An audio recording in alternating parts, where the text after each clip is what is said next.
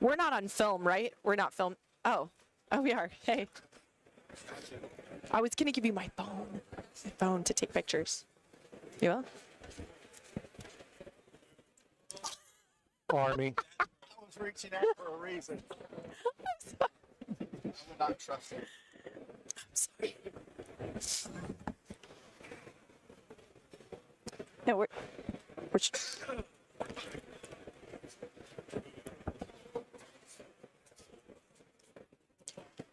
What is going on, everybody? Day 3 or so. Little feedback coming through. Party on Radio Row. It is what it is. But we're going to get right into it. There's a lot of things we got to talk about. We got to recap yesterday. Warren Sapp, the whole 9 yards of his arrest and the video that he allowed me to break. Yes. We're going to get to that. But first and foremost, let's welcome Haley Hunt. Haley, how are you? Hey, guys. A lot of things going on with you. So tell us exactly what the verb kind is. Absolutely. First of all, thank you for having me. New Orleans is beautiful, awesome. The energy in here is crazy. But we're so excited to be here representing the organization that I was honored to start and launch, but it's called The Verb Kind.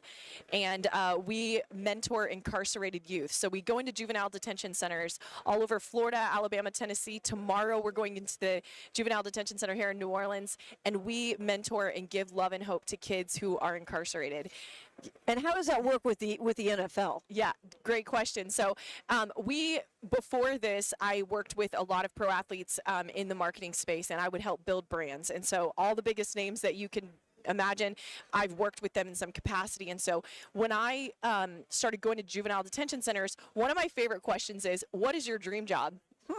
And most of them either want to be a musician of some sort, rapper, or You want to be in jail, right? Yeah, no. In a different way, right? Yes, they want to be a football athlete. player, an athlete, Yeah. absolutely. So I started bringing pro athletes to the juvenile detention center, and it was such a huge impact, not only on the kids, but on our athletes, and just did something to the athletes. It was more like a reality check kind of thing, and the reality is that a lot of the athletes that we know and love stayed out of trouble because of sports, Sure. or they've been in trouble themselves, and they know that if it wasn't for the grace of God or whatever you want to call it, they could be where these kids are. So And sometimes they still end up there.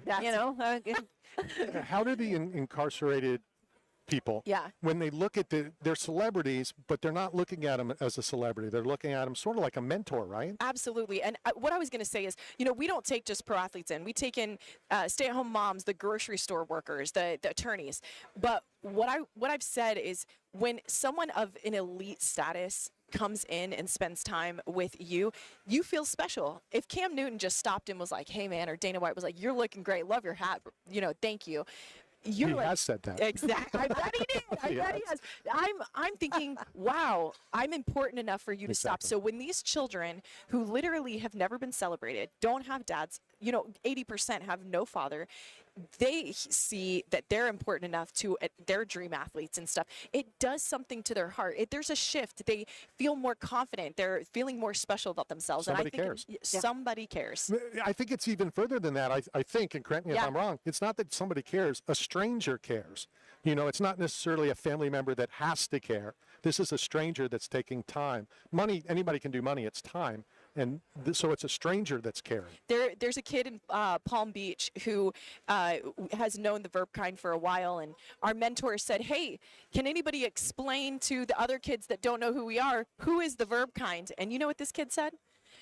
Well, basically, they're the strangers that love us. There you go. No, it's a great thing to hear, isn't it? Yeah, I think it's amazing. yeah. Stranger love in them. I mean, that means that we're family. They feel like we care about them, All right, so stranger, when you introduce a stranger by the name of Austin Lane, I'm curious, do you introduce him as former football player? Because I've talked to Austin about this, or is he a UFC fighter? I think to us, for me, I would say he is a UFC fighter. And then, Trey Waters is another guy in the UFC that's fighting, and his trainer, Seth, the whole crew, they come in and they serve, and it means a lot to these kids. And a lot of these kids are really good at fighting, to be honest. Well, you know yeah, what I mean? yeah. They just need a little bit of training. I think it's a golden opportunity. for a mentorship. You've also won an award, right? Yeah, well, we were chosen as the NFLPA's, which is the, Players Association charitable partner this year in social justice, and so it was a very huge honor. There's a lot of people, a lot of organizations doing incredible things in this country, but we were offered this opportunity to be their partner this year. So that gave us an opportunity to invite more athletes to a JDC with us. How do celebrities, and like you said, it Yeah, doesn't yeah. necessarily have to be celebrities, No, yeah. fighters. I mean, I know a lot of fighters throughout Florida. How do they get involved? Do they call you? Do they just show up at the jail with a pass or That's a great question. climb So, over the fence? if you're listening and you want to be involved, obviously our website is theverbkind.com. Just quickly, the reason why we're called the Verb Kind is because love is an action.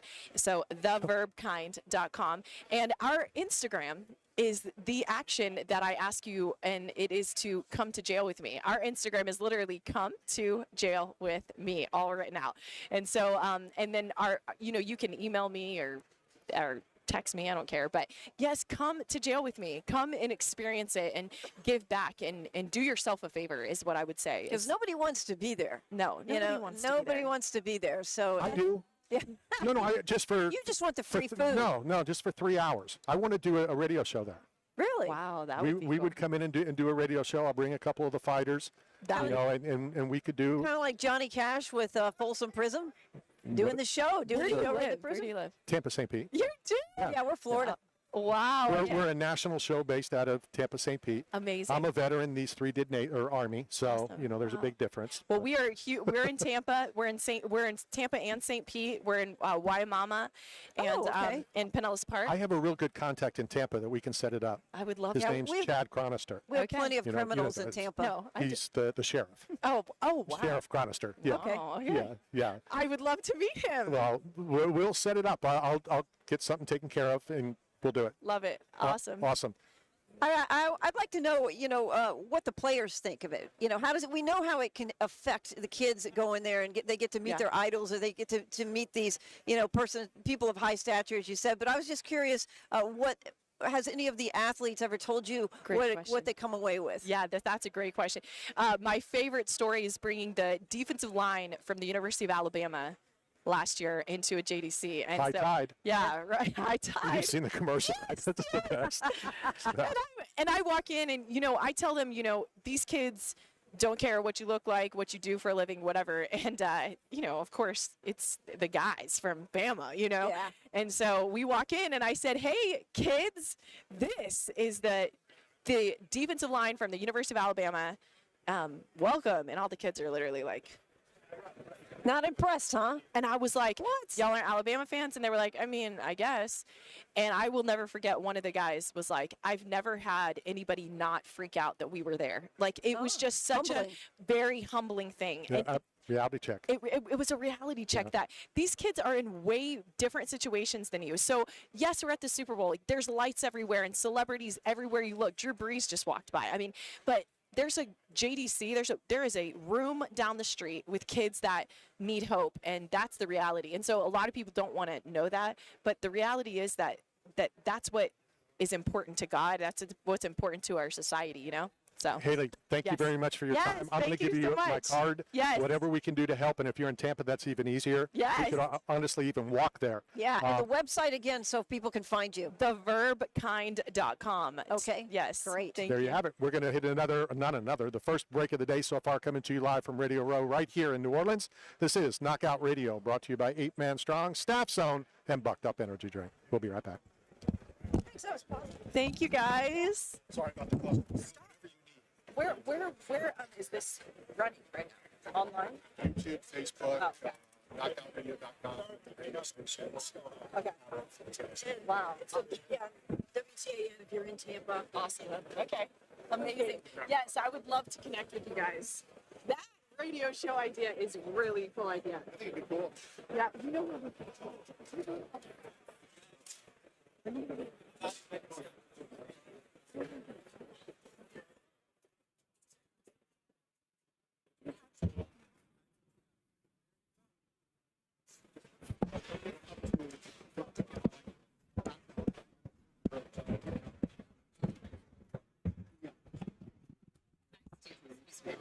Yeah, you got it. Thank you. No, you're serious. Yeah, I do WWSP. I was like, next time there's a storm there, I want to tell you to go to my house over again. So that I know, so that I know what was going on there. Yeah, you were Berkey? Yeah. Oh, okay, all right. For Milton's? For the night here, okay. Yeah, actually, yeah, that way. So I have a place there, and I've also lived in Barcelona when that so I just my heart is Keep track of time. It's only 2 minutes. yeah, so Berkey Yacht Club camera. Yeah, so I was trying to log on to that webcam. Yeah, because it got knocked out. Thank you. I think it got knocked out while we were trying to use it on air. I mean, that was something else, right? I mean, that was So how we were. I knew that I recognized, her when she walked by, but but all things considered, the devastation that we have no sure.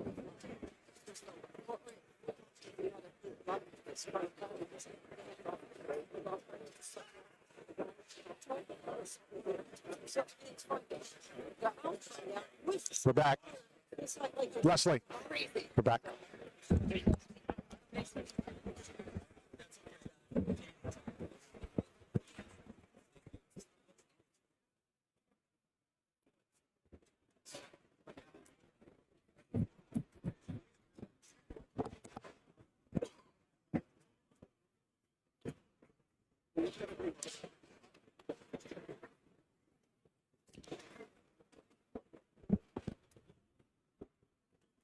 All right, we are back coming to you live from Radio Row, Super Bowl LIX. That basically means 59. Yesterday was crazy. It was, and it's gonna get even crazier Yeah. today. We've seen Drew Brees here now. Really, a lot of these guys are coming in because they want to go to the parties. They want to go to the the weekend parties and so forth, and that tends to happen. This will be the first year I don't go to the parties. Is that right? Well, I was going home on Friday. That was the plan. Yeah, that was the plan until then the Navy came along. No, The it was the Corps- Marines. Yeah, Marine It Corps was the came Marines. along. Yeah. They have offered a flight for Randy Man here. Yep. Not the Thunderbirds, but you're actually going to go up in one of the, I like to just call it a plane chopper. Right, Because half and half. It's a half and half. It's a half helicopter, half fixed wing. So I feel better because I was thinking jet. I was thinking I'm going to throw up, but at least I know I'm going to throw up. So it's not a jet. We're only going to do about 100, 125. So that's, That's not bad. great. And plus, the chopper is it's steadier, much steadier.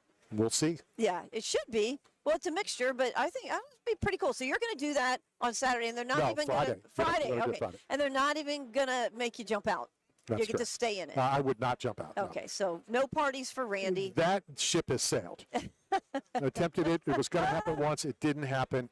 So, yeah, normally I stay until Saturday. Saturday night, I take the red eyes. I hit some of the parties, which is cool.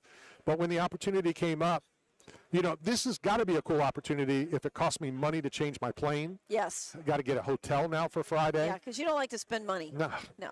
So this is a big deal. After buying the internet, I can't afford to buy anything yeah, else. I know. Wow.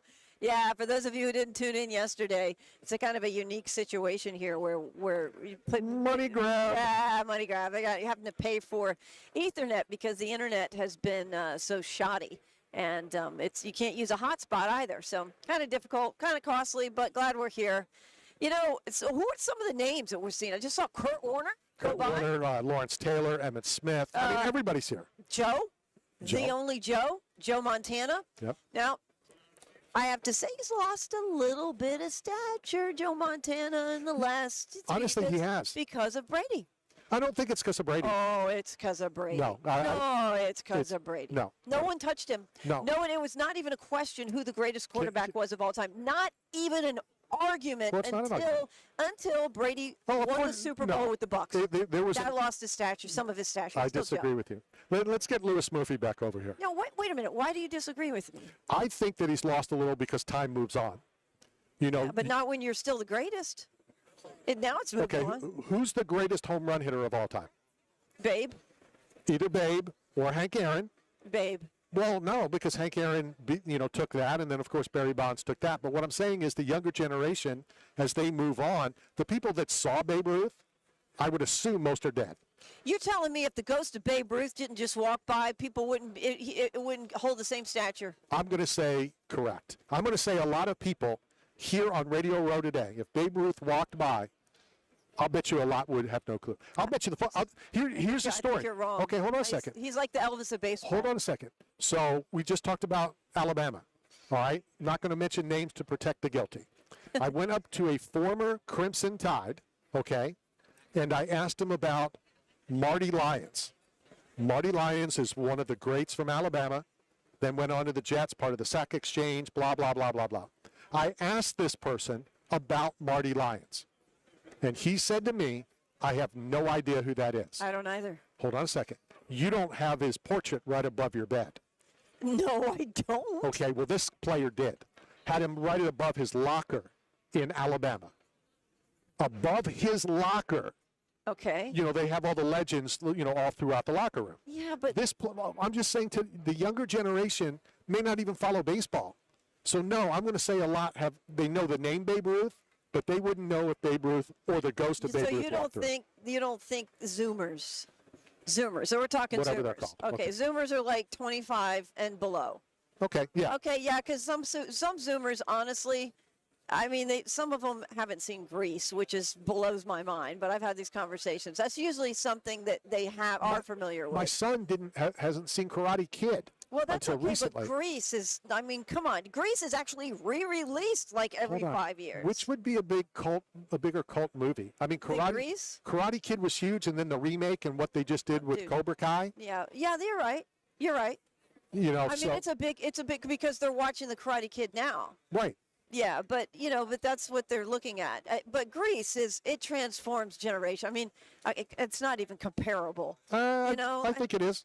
I think it You is. think Grease is comparable to the Karate Kid? Yeah, I do. Absolutely. Okay, Grease is one of the all-time highest-grossing films. I mean, it's Grease is the word. yeah, I it's got get it. It's got meaning. I- Bam, bam, And it cost me $1,000. I get it. It cost me more than $1,000. Oh, you didn't tell me the truth. All No, right. it cost me more than more than $1,000. Okay. And Randy's Well, that was giving me just- a hard time for when I wanted to meet John and Olivia. And I told you I'm happy for you. But I'm just saying, as the generations move on, But they re-release Grease. Do you understand that? No, I It's understand. re-released. No, and it sells out. Okay, so when Olivia died, this was like do you about 2 believe? years Hold ago. on. Do you believe the people that go and see it on the re-release are the people that already seen it? No, I think people are bringing their children. It's constant. No, it isn't. I mean, okay. It is a new thing where the families are taking their kids. And now you got to remember, and our parents watched it because it was a movie made in the 70s about the 50s. Okay. And because the songs, I mean, there was #1 hits with that. You're the One That I Want, Hopelessly Devoted to You. You had Grease, you had Grease Lightning, all these hits. It's a classic film. It never gets old. And it's Olivia Newton-John and John Travolta. And John Travolta is still very relevant. Oh, absolutely. And so it just keeps going. Grease keeps going and going and going. I mean, seriously. The thing but you brought up John Travolta. So the thing about John Travolta, and even more than Olivia Newton-John, John Travolta is still, I hate to say it, relevant. Well, she's dead. No, I But- understand that. I yeah. mean, even before her death. Well, yeah. I mean, he was still doing movies, big movies. He's Yeah. a big star, so Yeah, that's still it was different. Babe Ruth, first, is not alive, Right. and he's not relevant. It's people the young generation don't know who. I would know who Babe Ruth is when he walked in. But with the young generation, I've tested this out. I'm like Sandy and Grease, and they're like, "Oh yeah, okay," because everybody has seen Grease, and if you haven't, it's just a matter of time. When people start coming in, I'm going to ask them a if Grease they've question. seen Grease, So okay. I will ask them. Wap-a-pa-loop-a. You need to look the other way. You don't have to give them the stink eye like yes, say Whatever. yes. Okay. So I'll do that. There's even commercials. Even get it. commercials like. Where's Matt when you need him?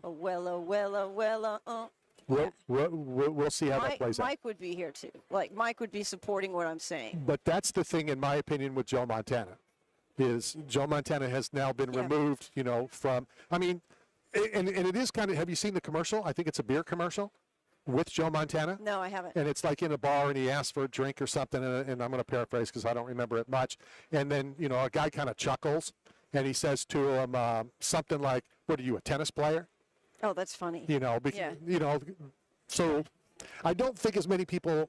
But if Brady had not done what Brady's done, I think you might change your mind. A No, little bit. absolutely not, You don't because think Mahomes Brady is has here. any? Effect, yeah, but Mahomes isn't proven like Brady is. I mean, he's up there, He's but not proven. he's not proven like Brady is. He's not. In fact, head to head, he lost against Brady. He got outgunned.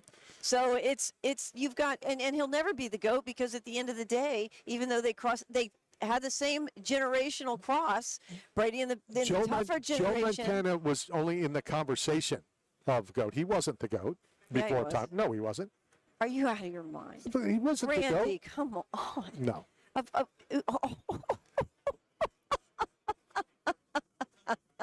Oh, I'm sorry. That's a good one. Joe Montana might have been in the. Joe Montana over Bart Starr? Yes.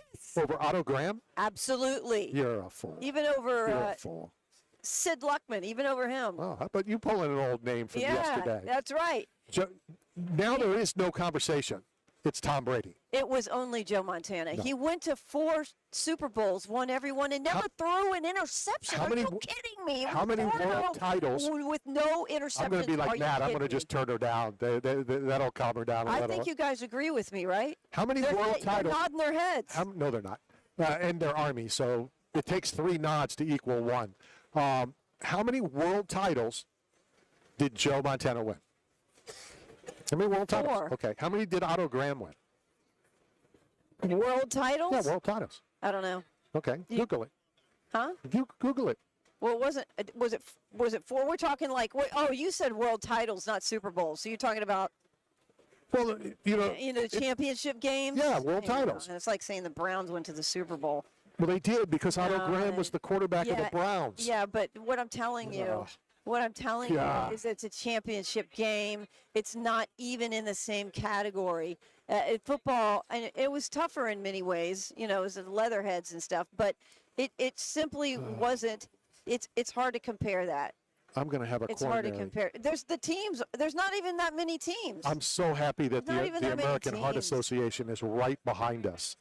So- Otto Graham. So when you give me a heart attack, you looked it up. We're going to hit the bottom of the hour break. You can let me know how many world titles, how many championships did Otto Graham win when we return. This is Knockout Radio, brought to you by 8 Man Strong, Staff Zone, and Bucked Up Energy Drink. We'll be right back.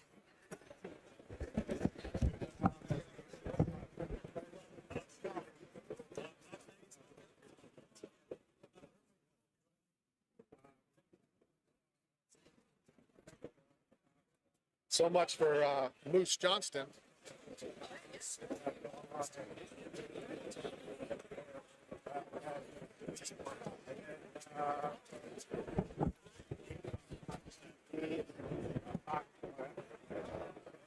Is Tyrus a definite? You're supposed to run back and tell me, so pencil it in, go back, put it back in.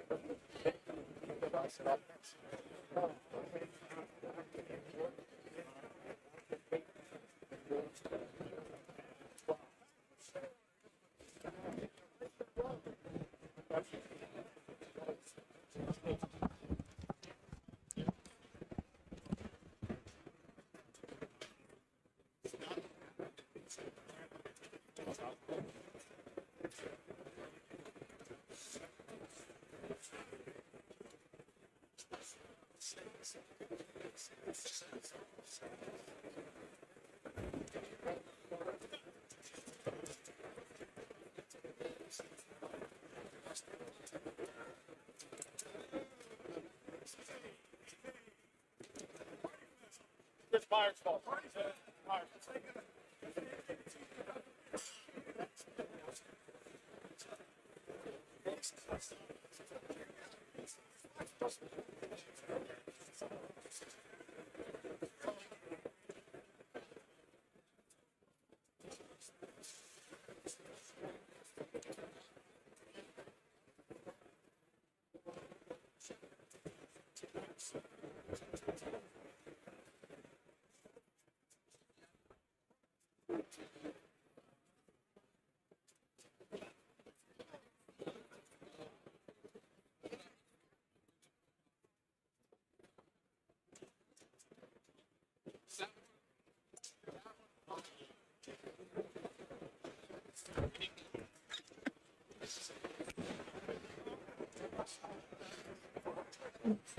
Systematic. All right, we are back. Ed's the best, but I think Ed, that's you're what softball for you.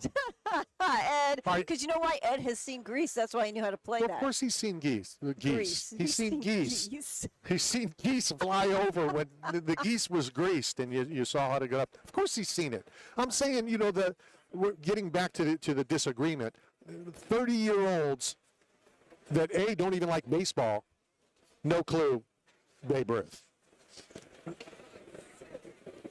But you've seen some of it, haven't you? That's all that matters. Well, the point is you saw some of it. Let's be You honest. watched some Hold of on it. a second. Let's be honest. There's only one really good part in Grease. When Olivia comes out and throws down that cigarette. Whew. No, when she's Smashes into leather and all that stuff. That's what I'm talking about. She walks out. Is that what she does? That kind? Okay. Tell me about it, I stud. don't. Yeah, I don't. After that, the cigarette part turns me off. But everything else. She threw it down. She didn't remember she was supposed to smoke it. yeah. She threw it in. The girls told her how to throw it. Right. And then Best part of the movie. Yeah, absolutely great. And how many people in there, of Grease, and you can tell me, went on to bigger and better things. The one dude became the head dude of Barney. You know that, right? What are you talking about? One of the guys in Grease went on to be heavily involved in Barney. You're kidding. Which one? The What- black-haired, one of the black-haired guy in one of the Grease. T-birds. They all had. Well, there was one blonde. Huh, Okay, so it wasn't him. Interesting. I wonder if Short it was guy. Duty or Sonny. They were all short. No, Kaneki was taller. Well, Kinnicky is not. We know that. Yeah, he went on. He went on to do. Unfortunately, Kinnicky. Interesting, fun fact about Grease. I'll be the judge. Kinnicky had a massive. Both John and Jeff Conway, who's Kinnicky, John Travolta, had massive crushes on Olivia Newton-John. It's well documented. John admits it. Huge crushes. Wanted her to be in the film, and they became very good friends. But Kinnicky had Jeff Conway couldn't even talk to her. He was so nervous. Olivia brings her sister Rona to the set, and then Kinnicky falls head over for Rona and marries her. So Kinnicky is actually became Olivia Newton-John's brother-in-law. And then he went on, Jeff Conway, of course, he hurt himself during Grease Lightning. Remember the scene, Grease Lightning, which she just played it for Ed for us? Well, he was actually originally supposed to sing that song, but they gave it to John. And in the play, Kinnicky sings it. But when he was doing all that stuff on the car, he fell and he hurt his back. He hurt his back. And then that's how he got on the pain pills. And then that's how he became, so it actually started in Grease. It went on. So it's my little Grease fun fact. The for you guys. Barney update. So it was Duty. Oh, it was Duty. Yep, Duty. Barry Pearl, Oh, Barry Pearl. Okay. who Interesting. Wow. Grease appeared in Barney's Big Surprise tour. Interesting. So he was like up on stage, and Yeah. it's funny how you'll think of one actor for this, but he's done other stuff. Yeah. Like Well, Kinnicky he went on to do Taxi. right. Taxi was one of the greatest television shows ever. And then who was the leader of the whatever they were called, the girls?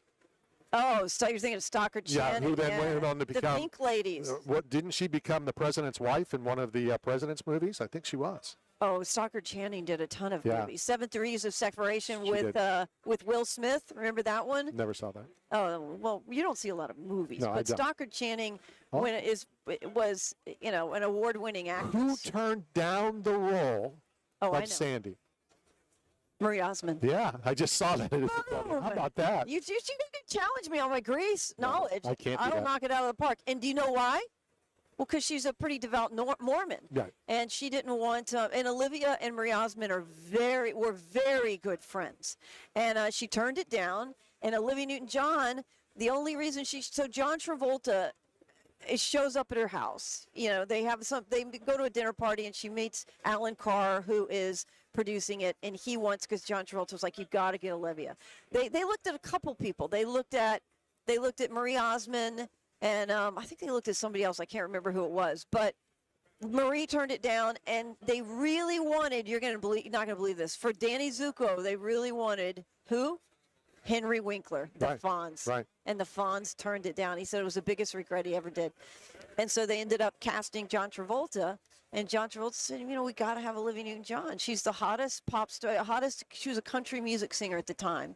And she was one of the biggest, most successful at that time. She was the only big star.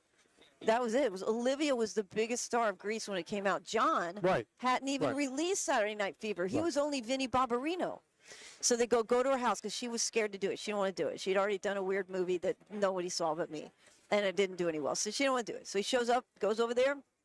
She opens the door, and she's like, of course, because he's so good looking. And they hit it off very well. She said, I'll have to do a screen test. I'm nervous. And John Travolta basically took her under his wing and just really helped her feel comfortable. And, the rest is history, Wop, bop, loo, bop. Kaboom, bomb, bam. Yeah, it's a little off, Randy, but you're close. Hey, all right. So from Greece to football, okay? I just want to say, me and Randy were arguing about this. Going back to Otto Graham. Otto Graham won 7.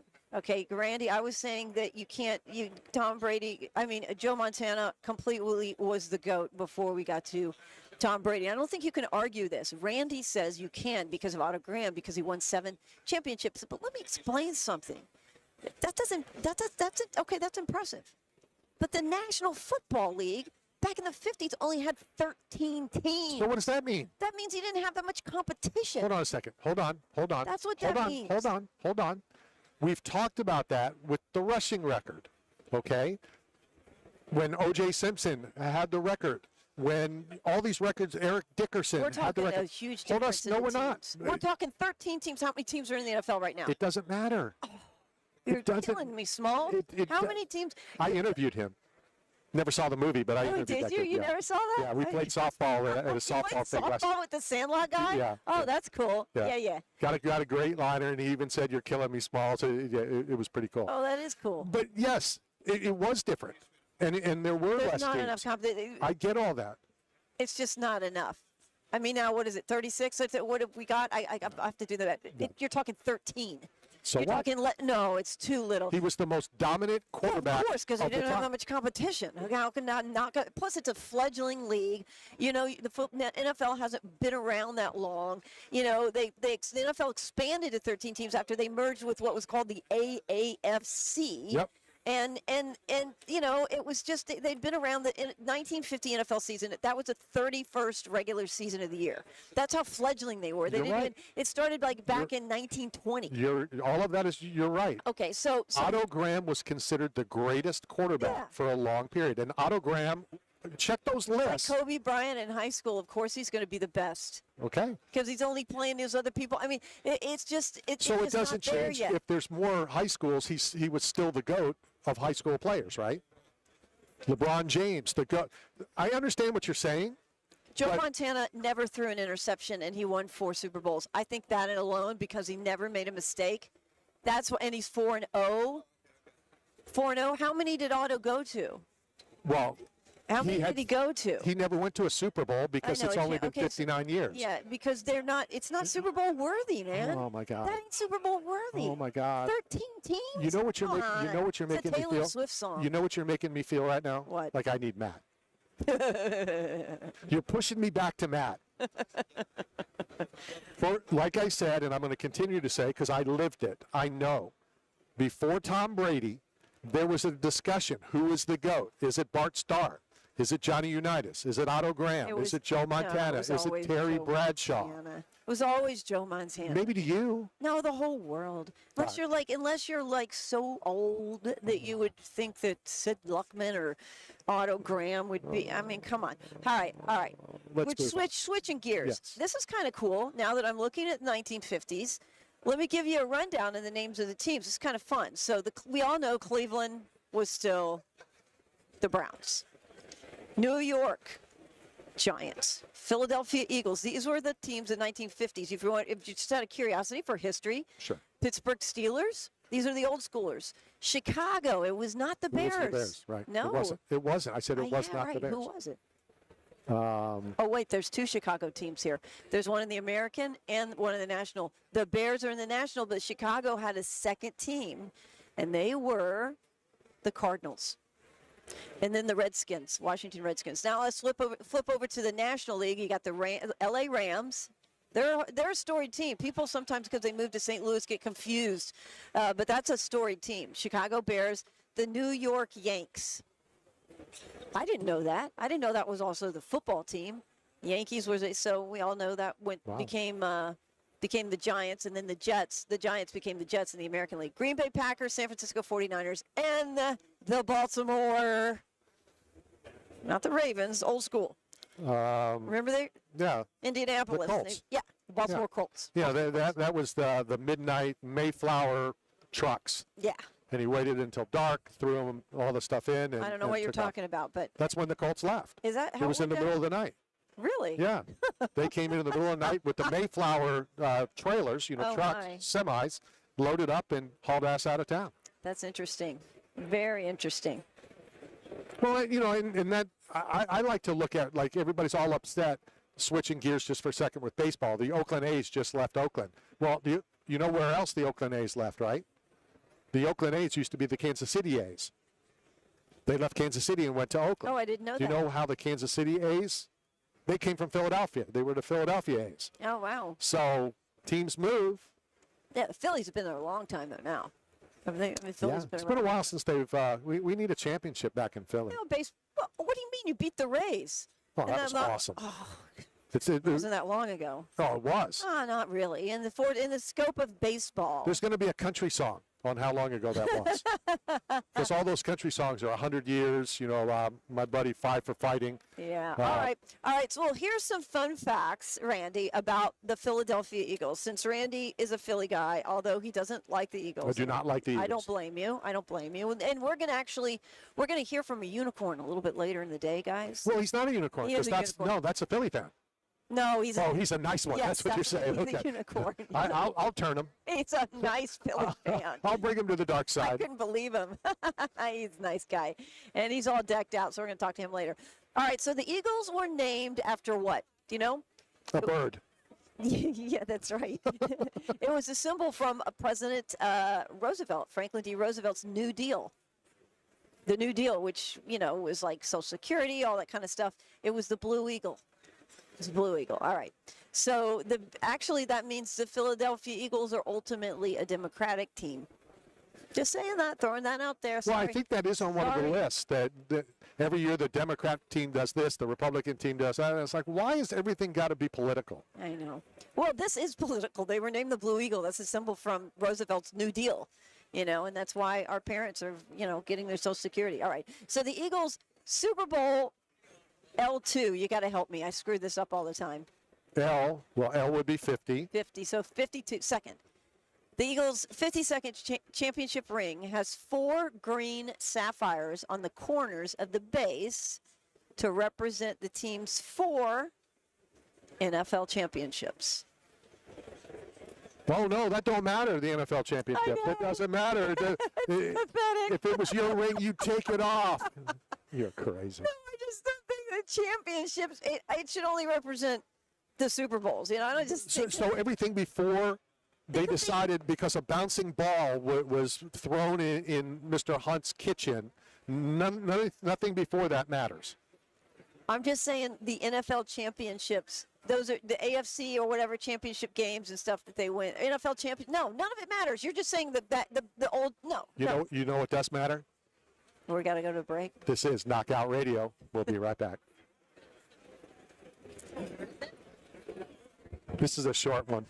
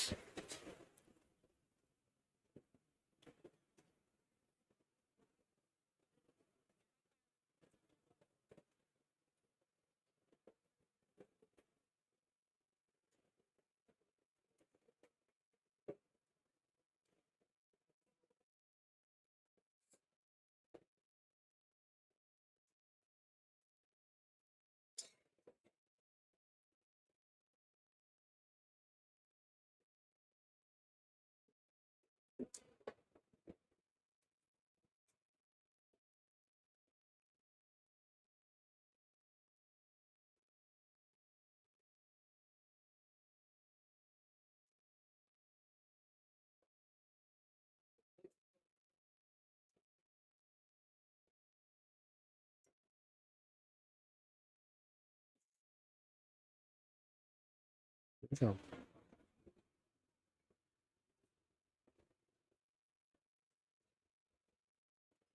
did you eat? Who ate? P8.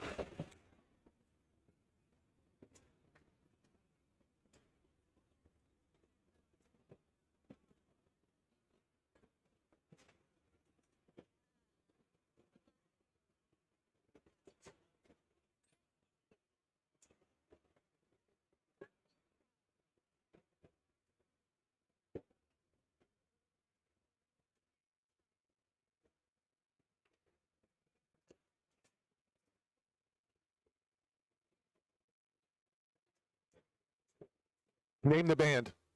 Name the band. Casey and the The Sunshine Band. There you go. From Miami. Oh, I didn't know that. Yeah. Oh, interesting. yeah. KC. Coming to you live from Radio Row. The next to last day. We're only going to be on short tomorrow. We'll be on YouTube after the 1 hour. We got Dustin Poirier coming on tomorrow. And for anyone listening, we are streaming on our YouTube channel, on our Facebook page, social media blowing up. We are almost at 49 million views. Almost at 60,000 subscribers. If you haven't subscribed yet, please go to YouTube under, it's real easy, Knockout Radio. All right, what else you got? All right, so we were looking at some fun facts about the Philadelphia Eagles. So we'll do a couple more before I switch this over to the Chiefs. What song, whether you're a fan or not, Yeah? gets in your head like that damn spelling of the Eagles that you can't get out? What do you mean, like the Well, fly, you've heard the their fly, chant. Eagle Fly Well, song? no, it's more when they chant the EAGLES, Eagles. All blah, of it blah, makes blah, me blah. nauseous. Yeah. Yeah. It's that. It's the Tennessee fight song. Rocky Top. Yeah, Rocky Top. Well, we sang that in high school. Well, Every- that's because you're from there. Yeah, and it was a prerequisite. Yeah. You had to, in order to graduate, you had to sing it at the, every pep rally, anything we ever had, we sang Rocky Top at. But it was a great song. It's awful. Back to fun Oh my facts. goodness. Right. Okay. All right. So, all right. The Eagles have appeared in the playoff 31 times, and they've won 16 divisional titles, including 13 in the NFC East. And they appeared in 4 pre-merger NFL championship games, which we mentioned: 1948, 1949, 1960. But they don't count as far as Leslie's concerned. No, they don't. They don't. And they've appeared in 5 Super Bowls. And of course, we only know they've won 1. Correct. So this will be their 6th Super Bowl appearance. Wow. Boy, that's up to, almost up there with like the And Bills. you know why? You know who blew that Lost a game? lot, a Do you lot. know who blew the game to the Eagles? Yeah, God, he didn't want them to win. All Tom Brady had to do was make one catch. One catch. Oh, you mean when he played the That's who they played, the New England Patriots. right when they beat them. Right. Right, You're well, saying Tom That's- Brady blew the. It's a team sport. No, it's Randy. not. It is a team No, it's not. sport. It is not. When the GOAT dropped the pass, their trick play, the Eagles, Yeah. won it for him, the Philly special. Yeah. Well, why didn't the defense stop them? Tom Brady let down the team Team sport. and did not make the catch on the trick So play. I suppose Tom Brady was responsible for getting them, 100% for getting them there too. Absolutely. Okay, Absolutely. you're right. You're right. Tom Brady didn't have a Jerry D-line- Rice. The D line doesn't matter. The special teams, all of that. Okay, Randy. All right. Okay, so this is interesting. The Eagles have excellent eyesight, allowing them to see 4 to 5 times better than humans. They can spot prey from up to 3 miles away. Yeah. How about that? I wouldn't say all humans. I can spot food 3 miles away too. Those are eagles. Those are eagles. All right, so let's take a look at the other half. Let's check out the fun facts about the Kansas City Chiefs. All right, so the Chiefs. Do we know how they're What? who are they named after? Do you know? Chief Nakahoma. No, a guy Chief named Wahoo McDaniel. a guy named. Hey, stop that, because they're going to make them change the name of the Chiefs. They were named after a guy, H. Rowe Bartle, who was the mayor of Kansas City. This H. Rowe Bartle, what a name! In the early 1960s, and Bartle was nicknamed Chief. Kind of like how, who knows? I wonder if he had a background in the Navy. I don't know. But that's where that came from. And the Chiefs mascot, which makes no sense, is KC Wolf, who was introduced in 1989. Speaking of Chief, one word when somebody calls you. So Chief is always my rebound when somebody says, "Hey, what do you need, boss?" Has anybody ever said that? You I know- say chief all the time. Well, I say, And- no, I'm good, Chief. I do it all the time too. When somebody says that to you, Whenever anyone who says, I just say, hey, what's up, chief? I just use it all the oh time. no, I always use it as a comeback. I don't Oh, for start it. boss? No, for boss, for dude, for slick, for pal, for if anybody says, "Hey pal, how you doing?" I go, "I'm good, Chief." That's funny. I do it too, but I don't. I just, But you start with it, hey, yo, what's up, chief? right? How's it going, chief? And then I would have to come back with, I don't know. I'd have to be quick because normally they don't come to me with Chief. It's always boss. Maybe I'd throw boss back at him. What- All's good, boss. yeah. Chiefette. I've been called chiefette at work. Ah, interesting. Yeah. Well, we have a chief meteorologist too, so you So, can call him right, chief. right. But why call everybody chief? For you, that makes sense. but- Yeah. Okay. The Chiefs mascot again, a wolf. But the Should Chiefs. we play along, like maybe stick Austin here and he can play the role of Daryl Johnston, Moose, 3-time Super Bowl champ that was supposed to be here half an hour ago? Yeah, that might be fun. I think it could be. Yeah, possibly. Yeah. Then again, he may say something and we're being recorded, so Yeah, that's we true. don't want that to happen. Darn ESPN, they think they just got to one up us all the time and take our guests away. Ah. All right. What are the Chiefs fans called? Swifties. The Red Coaters. Swifties. I think more are called Swifties now. Yeah, they probably should be called Swifties. Well, no, the Swifties are now Chiefs fans. Oh yeah, they're definitely Chief fans. There's no doubt. And like I said, I don't know if it was on the air or not. Will all of the Swifties that have become Chiefs fans, will they depart and pick another team when Taylor and Kelsey break up? Yeah, of And, course they are. and how do you think the They're song's going going to go with unless she's still. Oh, it'll probably start off with some Indian. Oh yeah. Knowing Taylor, she's so creative. There's no telling. I think there's a lot of rumors. These are just rumors, okay, Swifties, that there could be an announcement for an engagement after Really? the Super Bowl. I've seen it online. It's just rumors, speculation.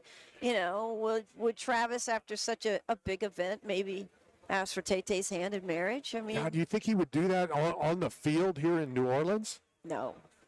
I think it would Maybe, be I more don't know. private. No, I don't I know. could see them doing it private. They're not going to do it like that. Yeah, because they don't. It's not like they need press, and I think also it shows that That they how- have the money for the reception. Oh yes, yeah. They could pay for all of us to go to the reception.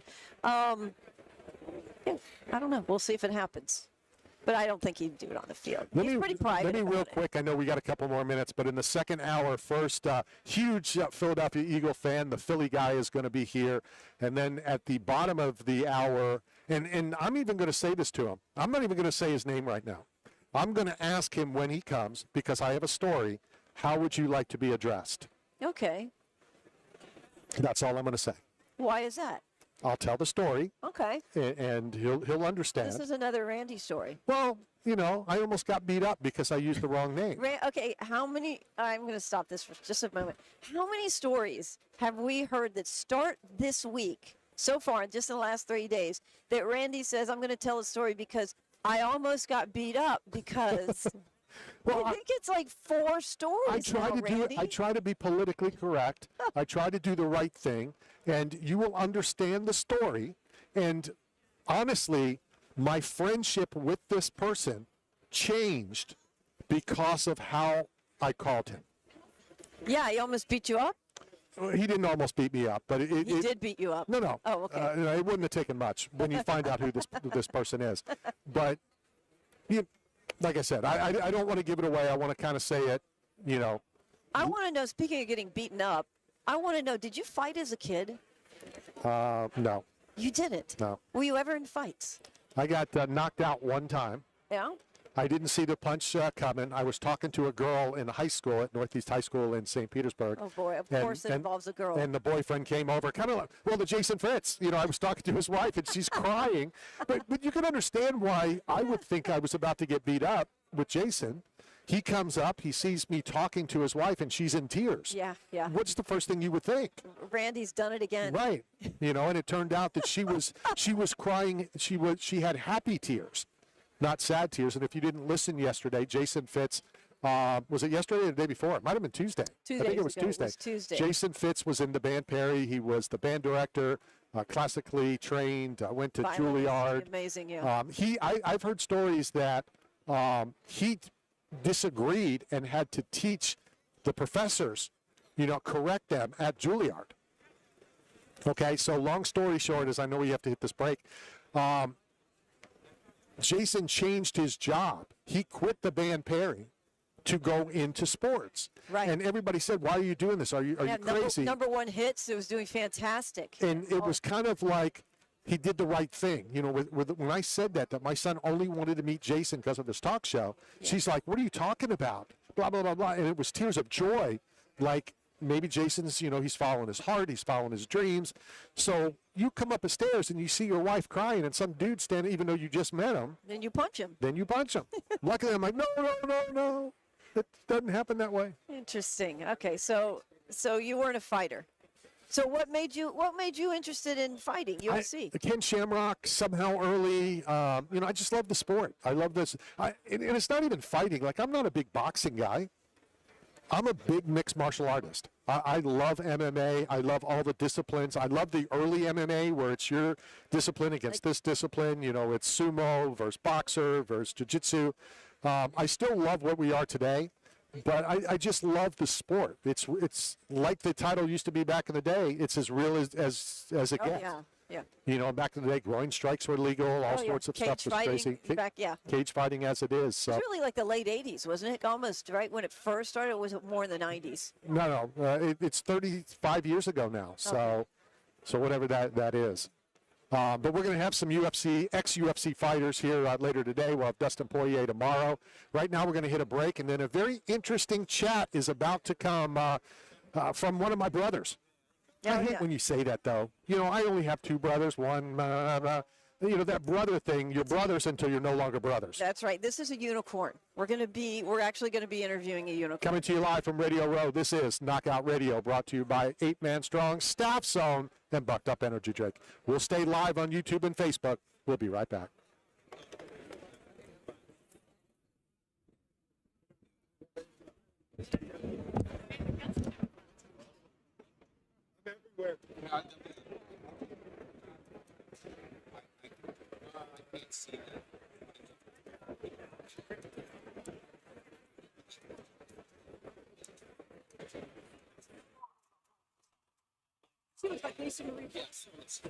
What? I can't hear you.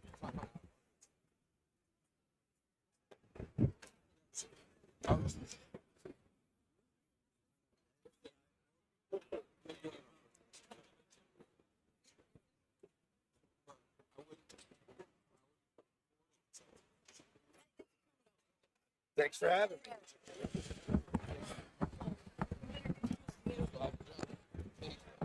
The what? The unicorn?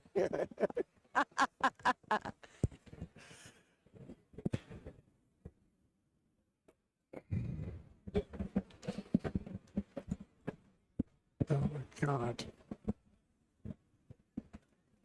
All right, we're going to continue talking, and then we'll come back live in a couple minutes. So let's welcome to the program. And this is almost like what I'm going to do with the next guest. I don't know what to call you because you have a name and then you have another name. So which name are we going with? So my real name is Jamie, and Jamie Paye, and I go by the Philly Sports Guy. So which are we doing? Either way, I'm one and the same guy. All right, so I'll tell the story now, but then I'm Okay. going to also tell the story when this happens on our next conversation. And we are on live on YouTube and Facebook. So I was doing a charity event with Big Black. Big Black was on with, I forget what the show was called. The guy did all the skateboarding stuff, the Fantasy Factory, I think it was called. Put that a little closer. So we're doing a charity event. Big Black walks into the same charity event that Jason Fitz, Leslie, would go to. And he's in the middle of the lobby, and I yelled, "Hey, Christopher," which is his name. And he got violently upset at me. My name's Big Black. Okay, so, it's like in that wrestling thing, and so I didn't know which demeanor, which side. So we're going to go with the Philly guy. Really, we should go with Navy Shipmate. Okay, absolutely. To me, that's more important than anything else, especially around the riff-raff Army guys here. So, Hey, listen, they lost this year. yeah. Robin Big. That's it. Right, Robin Big. Robin Big, yeah. He was- And I always call it the Navy Army game, Right.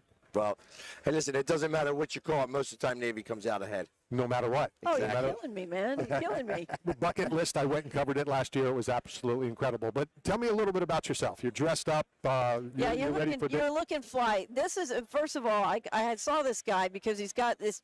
How do you describe it for the radio? We're on Facebook Live too, so you can. I mean, we're on YouTube Live, so you can see that too. But you got Silverhead dressed out, hardcore mohawk, green mohawk, but it looks good. Okay, he looks like an ultimate Philly fan here, and we're talking. But you said he's not an ultimate Philly fan. No, he's not. He's a unicorn.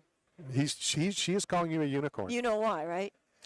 Because of the horn on my head. No, sir, because you're nice. She said you're a nice I know, guy. there's a lot of nice Philadelphia fans. Just because you don't get to see them Do all they the come time. out of their house? They do. Do they never go to? Do they go to the game? I don't think they go to the games. You know, I'm a firm believer that the smallest group make the loudest noise sometimes. Oh, yeah. And that's Well, specifically there's a happens very in big, Philadelphia. small group at the Philly Stadium. There's a very big, small. We do get a bad rap. I was born in Philly. I was stationed in Philly, and I take pride that we're hated.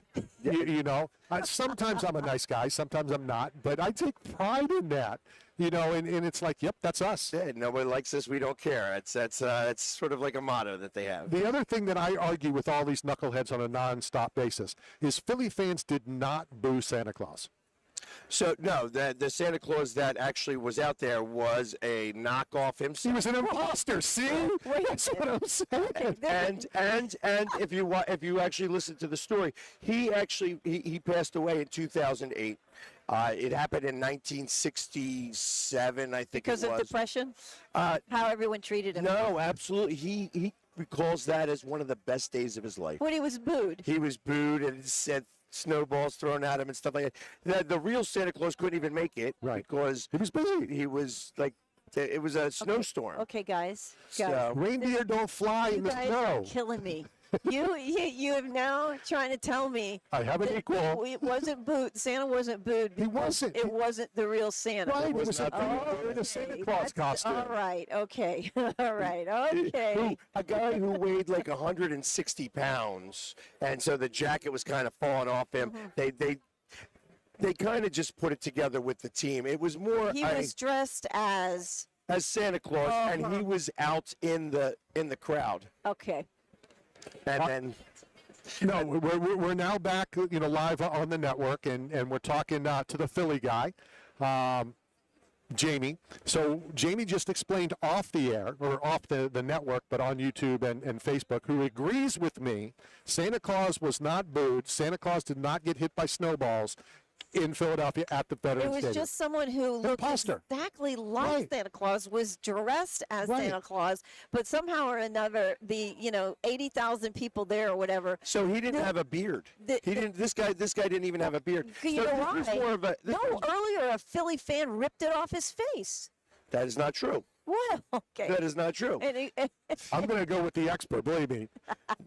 I know that you want to do the low-hanging fruit. That's Yeah, you do. okay. Listen, I've been dealing with this for as long as I've been a fan. So If you go into the mall and you sit on the lap of the guy in Yeah. character, is Yeah. that Santa Claus?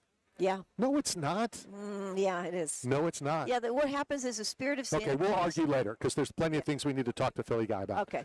The, So the, Jamie the first- saddest day of my life, one of the saddest days of my life, I'm doing a charity event at Al Lang Stadium in St. Petersburg, Florida, and I hear this guy talking to young kids about the Philly Fanatic. And my buddy, Dave Raymond, tells the kids he's the Philly Fanatic. It's kind of like Santa Claus. It's like, how do you tell anybody you're the Philly Fanatic? We'll talk about the Eagles, but the Philly Fanatic to me is the greatest mascot ever. I agree, and I know Dave.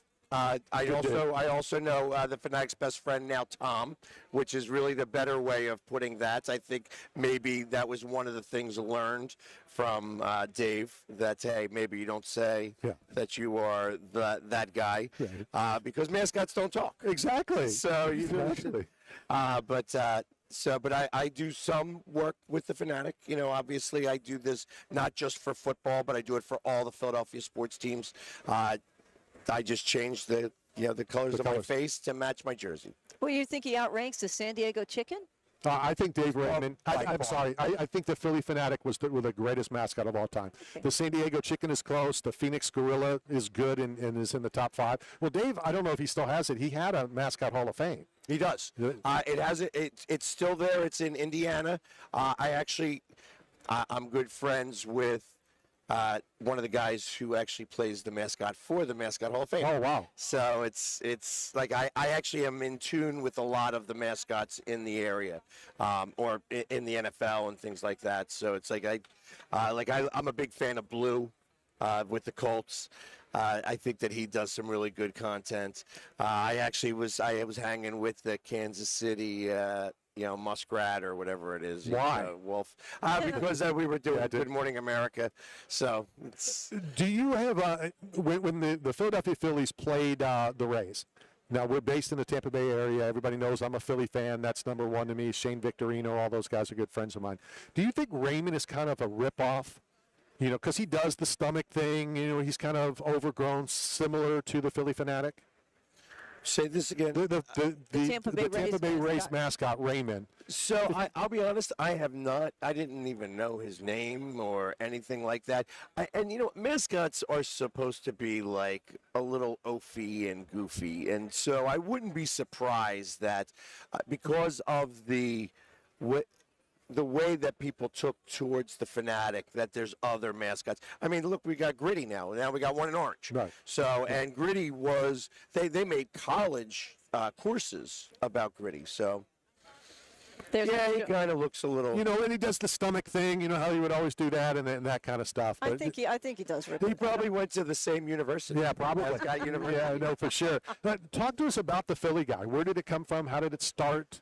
So I've always been a Philadelphia sports fan, and I used to get painted up. I've been getting painted up for Eagles games for about 25 years, and interestingly enough, the playoff game in New Orleans 6 years ago when Alshon Jeffrey missed the ball, I got a lot of airtime that day, and the people got excited to see me. So I got asked by a production company to come out and do a charity commercial for them. While doing the commercial, they're like, "Man, your energy's great. You're like the Philly sports guy. You should see if that name's available." And it was. Wow. The Philly sports guy was available. So they said, "Listen, if you want, we'll teach you how to do social media."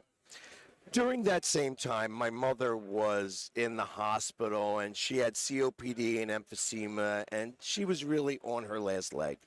And I went in, and she's like, "You're not too fake." Because I got a lot of notoriety from getting recognized here at the game. She goes, "You're not too famous to talk to your mom, are you?" And I'm like, "No, Mom, I'm not." And then I started to tell her that I was considering maybe making this move because I've been a chimney sweep and a stonemason most of my life. So I've had my own business and things like that, but things were rough, and picking up rocks and putting them down isn't a fun job. And she's like, "So I'm talking about maybe doing the Philly sports guy thing as a thing." And she goes, "You know what? If you love what you do, if this is something that you want to do and you're going to love doing it, do it because there ain't no time for regret. We're only above the grass for so long." Yeah, it's good advice from Mom. And then she says, when you were 10 years old, you asked me how come people don't get painted up for like the Flyers or for the Sixers or for soccer or anything. Why is it only football? Yeah. I says, "Well, what did you answer?" She goes, "I don't know. Go outside and play." So it's. She said she used a couple of expletives in the middle of that as Yeah, well. we're Philadelphia.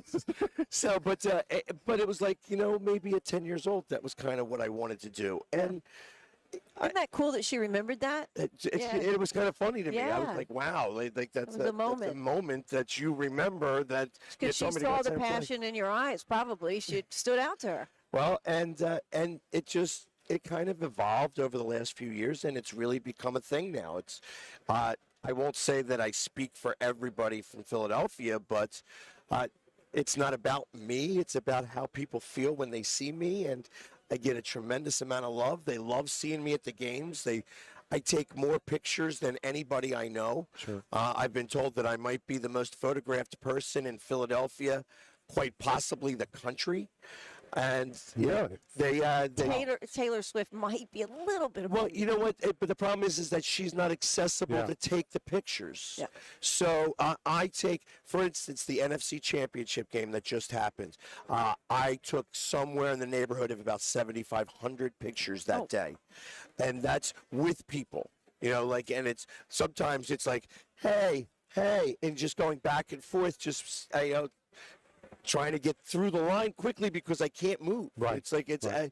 and I can't tell somebody no. yeah, you hurt, especially kids. Oh, you know. well, it's impossible to do that. It's the kids that is my base. Are you a Scrapple guy? A scrap. I like Scrapple. It's got to be crispy. I love Scrapple. All right, stand by for a second. What is Scrapple? You don't want to know. No. If you've never tried it, try it, and then I'll tell you. Where what are it you is. from? I was born in Florida, raised in Nashville. So you're So- raised in Nashville. I mean, they don't have like black pudding down there or anything like No, is that either. blood pudding? Like blood pudding? Like, Oh no, that's Irish. Like it's similar. It's similar. It's just That's English. whatever's left the pig that we didn't eat. What doesn't go into hot dogs goes into Scrapple. oh, is it like chitlins and stuff, or like gizzards and things like that? or- Yeah, ground up and put into Leather, Put it a little through bit of a baseball hide. It's, Do you do blood pudding up I don't there? even know what that is. Okay. No, that's no, we thinking- don't do blood pudding. Oh, I've but had that's that. but Ugh. that's what I could compare it to. Oh, okay. You know, as interesting. something that blood pudding's a little bit more loose. This is a little bit more congealed and put into Interesting. a. The first thing I do when I get to Philly, every single time before I hit the Reading Terminal, is there's a diner not far from the stadiums. Okay. There's a big, tall Penrose? hotel. Yeah, Penrose. I go to Penrose all the time. I get it a omelet, Scrapple with 2 sides of Scrapple. There you go. Get it extra thick and extra crispy. That's how I eat it. It is the best. So obviously your prediction, I don't even need to ask you about Sunday. So what's the score going to be? Not who's going to win. I have it 36-24. Really? I think it's going to be an over. I think that I'm actually very overconfident, you know, much more than I was 2 years ago. And I feel that this team, the Chiefs have been, you know, you could say whatever you want about the refs, and I don't subscribe to that magazine. They have been bringing it out to the wire nonstop. Right. And Yeah. they are a good team. But they're They've- finding a way. They find a way when you're like, you know, this isn't the Chiefs that we have seen in the last couple of years. They're not as good, but they end up doing it, especially if it comes down, you know, to the final couple minutes and it's a one-score game. It's the stats If you are give, off if the you chart give with it. Mahomes the ball towards the end, it's likely that you're going to lose that game. Yeah. And I feel that there's a part of me that gets nervous about that for this game. That is it possible that, you know, we're going to have a one-score game and he's going to go down the field like he did 2 years ago and make that happen. I don't believe that this time, though. I feel our defense is much better.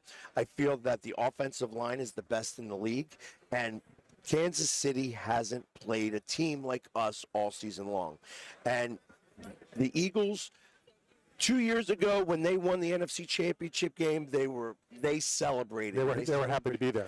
This time Not they without- were business. Yeah. They were, Yeah. they I would were agree with all that. business. It's a different tone. It was kind of like the NHL and the Stanley Cup. You don't touch that trophy until you win the one that matters. Absolutely correct. Right. And I just felt like that they are much stronger. How can people listen to you? I understand you have a show, you have a podcast. Talk to us about that real quick. So you can find me if just Google the Philly Sports Guy, and you can find me on every social media. I do a podcast, a daily podcast called Coast to Coast, and it's Monday through Friday at noon. And you know, it's a guy from Seattle, a guy from Green Bay, and we just talk sports or life and things of that nature. When did you go to BKFC? I did. Ago? Did you? I was there. I've been with BKFC and Dave Feldman since the very beginning.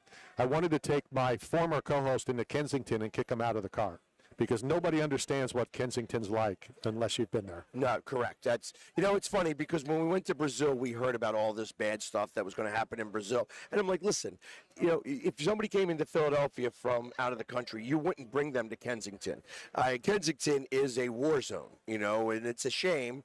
And they're starting to, you know, the mayor's actually starting to get in there and start to Good, try to do good. some things there. It's not going to be an overnight situation. That's going to take some time to fix that. My uncle was a teacher at Olney High, lived in Kensington. My grandfather was a police officer. My uncle wrote for the Inquirer for 50-some years. We have. Where's your uncle? His name was Harry Harris. Okay. The entertainment. I'll tell you some stuff off the air Harry because we do have Harris. to. It took them a long time to figure out what they're going to name him. I don't get what that means, but all right, let's go hit a break. Philly guy, thank you very much for your time. Tune in. We're going to tune in to listen to what you got going. Pleasure, Jamie. I appreciate it, guys. Thank you so much for having me. We're going to hit a quick break. We'll be right back. Sorry, this is what happens. I was honestly going to ask that. You know what? It comes right off with like. Let's get a fun pick with Jamie. We do a pick real quick? Quick pick? No. Who's your favorite player? Who's your guy? Jordan Bylaw.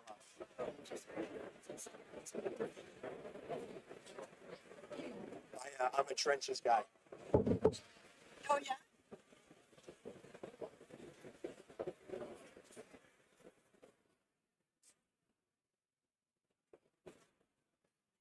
Appreciate it. I'll come back with my Absolutely.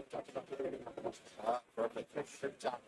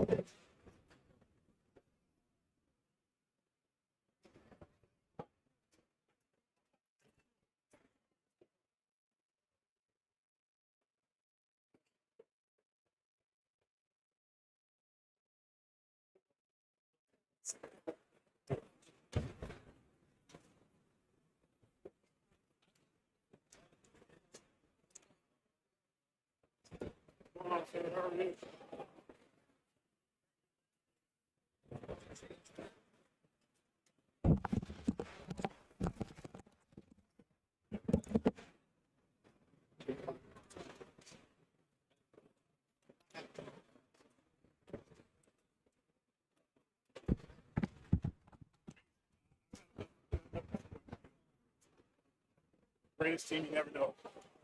All right, we are back coming to you live from Radio Row here, day 3. Knockout Radio brought to you by 8 Man Strong, Staff Zone, and Bucked Up Energy Drink. A lot of good stuff coming.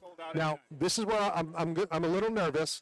I don't know how I'm going to do this, but you'll see. I'll explain the story here in a second.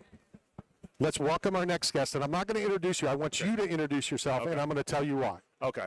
All right. What it is, I'm Tyrus. Okay, that's what I needed to know. Okay. There was an incident. I did a charity event in Nashville with Big Black. Okay. And we're in the middle of a hotel. And it was called Waiting for Wishes, Rascal Flatts, Kevin Carter, the whole 9 yards. And I yell across the hall, Christopher. Right. I almost got killed. Oh, because you used the government name. Right, Yes. right. Yes. Yeah, so that's what I'm saying. yeah. So I didn't know, I know your name and I know your, so is it a character name? What do we call that? Show name? Tyrus is technically my middle name. Okay. So when one of the problems when you leave the WWE or when they ask you to leave is they own all your intellectual rights, right? So Brodus Clay, which had put me on the forefront when I walked around town, everyone was like Brodus Clay, Brodus Clay, Brodus Clay. So what ends up happening is when you get let go, a lot of wrestlers back in the day, they would go to a new company and they would just give themselves like a lame name that rhymed with Brodus Clay. So I'd be like, Bradis Trey. You know what I'm saying? right. Like, you'd be like, ew. So I wanted to completely get away from that altogether. And so I was sitting with John Gerbeck when I went to TNA Wrestling. He's like, you just want to use your government name? And I was like, no, because then I like the separation between the two, because I know the difference between my wife calling me or my kids or my real friends calling me than somebody on the street. And plus, it also when I'm working, I'm working. It's just a good mindset to have. So they were trying to come up with all kinds of different names and stuff, and then I just he was like, "What's your middle name again?" I said, "Tyrus," and he said, wasn't that a demon? One of the Demon. devil's top demon in the Bible? And I was like, No, man, that's Beelzebub. Beelzebub was the devil, but Oh, yeah? apparently Tyrus was the one he sent to fight Jesus. Didn't work out well for Tyrus. I stand corrected. Yeah, We just met, but I know you're a good guy, and I'm going to tell you why I know. Steve Kern is a good friend of mine. oh, Steve Kern is the man. And so when they had the center in Tampa, Yep. The wrestlers would always come to Smoothie King, not far from the stadium, Yes. which was owned by Michael Pittman. Yes. And I used to do a show with Pitt. My son used to work there. You know, Mike's like, hey, I need somebody I can trust. I Yeah. go, you know, Sean. So I said something to Steve. I go, you know, the wrestlers come in and they're all such great guys. He goes, they have to be. Yeah. That's part of the. So I'm saying I knew right away that you were one of the good ones. Because there's two ways you can do things with Steve Kern: his way or no way. Right. He's not a play no way. He did not. He did not play. He worked hard. He was tough. He was direct, but he was fair. Talk about Florida Championship Wrestling. Now I go back even before then. Gordon Soley, you know, when Well, I was called a historian by my peers because all I watch is the old stuff. To this day, when I'm on the cardio every morning, actually right now I just went through Barry Windham's portrayal of Lex Luger again. the Yellow Dog. Yeah. Barry Windham was the Yellow Dog. Yes, he was. But that when he joined the Horsemen, that's where I start at the very beginning and I go all the way up, and then I'll go off into Georgia stuff. Right now with Superstar, he's talking trash, getting ready to get with Mr. Wrestling too. So, but when I got to FCW, it was transitioning from Deep South, which was in Georgia, which was Bill DeMont was the coach, and Jody Hamilton, the great, rest in peace, the Assassin, was our head trainer. And to say, again, same philosophy, my way or no way. Sure. And old school as it gets. Like he still wore the mask during the shows and stuff. Like he was about as, and I always loved that about him, was that it's real. It's a sport, and I trained under that. Everyone I trained under had that, so we treat it that way. And so when I got to FCW, and I was Mr. Kern had come down a few times as an agent to work out with guys and stuff, but he was always very, very direct. And my first run there, went there, and I kind of they really didn't know what to do with me. Dusty didn't know what to do with me, and then eventually they were like, hey, let's just cut him loose. And they cut me loose, and I went out and bodyguard for Snoop, and then Oh, that must have been interesting. actually, I'm gonna be honest with you. Snoop and I are close to this day, but the entire time that I worked for him, he's about as boring as it gets. Are He you wants to play his Xbox and wants to coach his youth football and just hang out in his hotel when he's traveling and playing his Madden. He's about like I heard all these crazy party stories, and I was like, not on my watch. And I usually sat on the hotel with the door open right there because I could play my Xbox and just check on him and make sure he had his food. Now, you want to get him on him about his diet, you have every right to, because it's as bad. Like he could do food shopping at 7-Eleven, like real talk. He's not eating the Martha Stewart I've special. never met a nicer guy. No, you won't. We met him on Radio Row. I think it was in Miami, and a super guy. Yep. And, it was funny. I was his bodyguard. I was locked in. I wasn't planning on leaving. When the opportunity came to go back to WWE, I went to him because he had given me this job, and I committed to work with him for the foreseeable future. And I went up to him. I said, hey, boss, there's this opportunity. I really don't know, because I'm comfortable here, and you've been so great to me and my family. And he just said, listen, you could be a bodyguard the rest of your life, but you are not meant to follow anyone. He's like, you're a star. That's why you make me laugh all the time, and you're always like, you do your job. He says, but you can do this whenever you want to, but I need you to go be a star. Go. And I took him at his word. At any time, if I would have failed, I could have called. Right. But I didn't have to. And you're a star in other ways. You got a podcast going on. Why don't you tell me a little bit about that? Oh, yeah. Well, I got Maintaining with Tyrus, which is on Outkick, and Fox and I are going to launch a new radio podcast coming up in the foreseeable future. We're just working out the details of that stuff. But, and then I got the #1 late night comedy show in the country, the Greg Gutfeld Show. We're destroying the competition, and I think that is really opened doors for me. And then on top of that, my stand-up tour is sold out all over the country, and so it's really been a good time to get revenue streams. A New York Times best-selling book, like writing books and stuff. I've become a real scholar, which is weird. But I still, I still got good buddies like Chael, so he keeps me pretty grounded. How was the book writing? I hear that's kind of an intense thing to do. Writing a book was one of the. I didn't know if I'm a funny guy. If I can't do it myself, I don't want to do it. So what the original idea was a ghostwriter, and I was like, who the hell is going to write my voice the way I talk? Especially a guy that I have absolutely a part-time school teacher. No, I was a school teacher, but I was different. But I'm just saying, I talk the way I talk. So I was like, I'm not really interested in that. And they're like, well, we don't think you could write one by yourself. So HarperCollins basically said, no, we're not. we if you do a ghostwriter or whatever, we'll do a book deal with you. If you don't, we'll keep moving.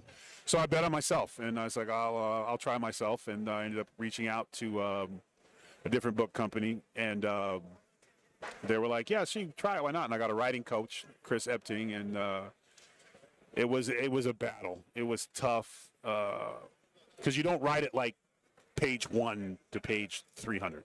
Right. It's just you write probably for a 300-page book, you're gonna have to write 1,000 pages, and then you take all that information, and then you have to trust someone to edit. And my writing coach Chris was editing and like helping me format and put things together so it had a flow to it. And then you submit it, and then they'll tell you, well, we like this, change this, blah, blah, blah, whatever. I got lucky. They're like, we love it. Go, and then the worst thing happens. Your book's going to be published, and you realize you just wrote a memoir where you talked about things you had never really talked about openly before. And I literally called them and said, hey, Post Hill, that's the book company. I said, I've changed my mind. I don't want to do the book anymore. That I went don't want well. to talk about my childhood. I just thought about it, and it's stupid. Can we just take the first 4 chapters out, and I just talk about my time from Fox and wrestling? And they're like, Tyrus, it's already mass produced, and it will be in the stores Wednesday. But that's what connects people to you. Well, that's the things that people want to hear. They can find out everything else. Yeah. You know, they want to hear about who you are inside. It's as a like person. walking down the street naked. I'm just telling you, it's a But weird. we've all done that. Well, Not me, Randy. Yeah, sober or conscious. I can't say that I have. but You yeah. know, I came in, I So did a that's one couple of those times things in where high you school. thought you had peers. Like we've all done that, and everybody, including the brother sitting over there, both went, "Nah, man, no, we've never done that." I think he's lying, though. Yeah.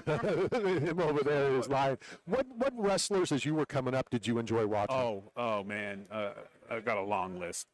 So Dusty Rhodes and Nikita Koloff were probably my favorite in WCW at the time. Of course, the Horsemen. Anytime Arn Anderson was in the ring, I was watching it. I don't think there was anyone better technically in the ring. And then King Haku was just one of my all-time. The Islanders, Big John Studd, Paul Orndorff, Piper, Bob Orton does not get enough credit. I watch all his stuff when I'm on card. I still watch all the old school stuff nonstop. Can't get it out of me. I get Andre when he turned heel. I was never a big Hogan guy. I always voted for everyone against him. You know. Why was that? Because you know what? I just felt like whenever he was talking, I didn't feel like he was talking to me. So, but whenever Paul Orndorff was talking about him not picking up the phone in the gym when Paul was calling for him, and I had been in that situation as a child. So relatability. So the relatability was to the Heenan family. Okay. I wanted to belong.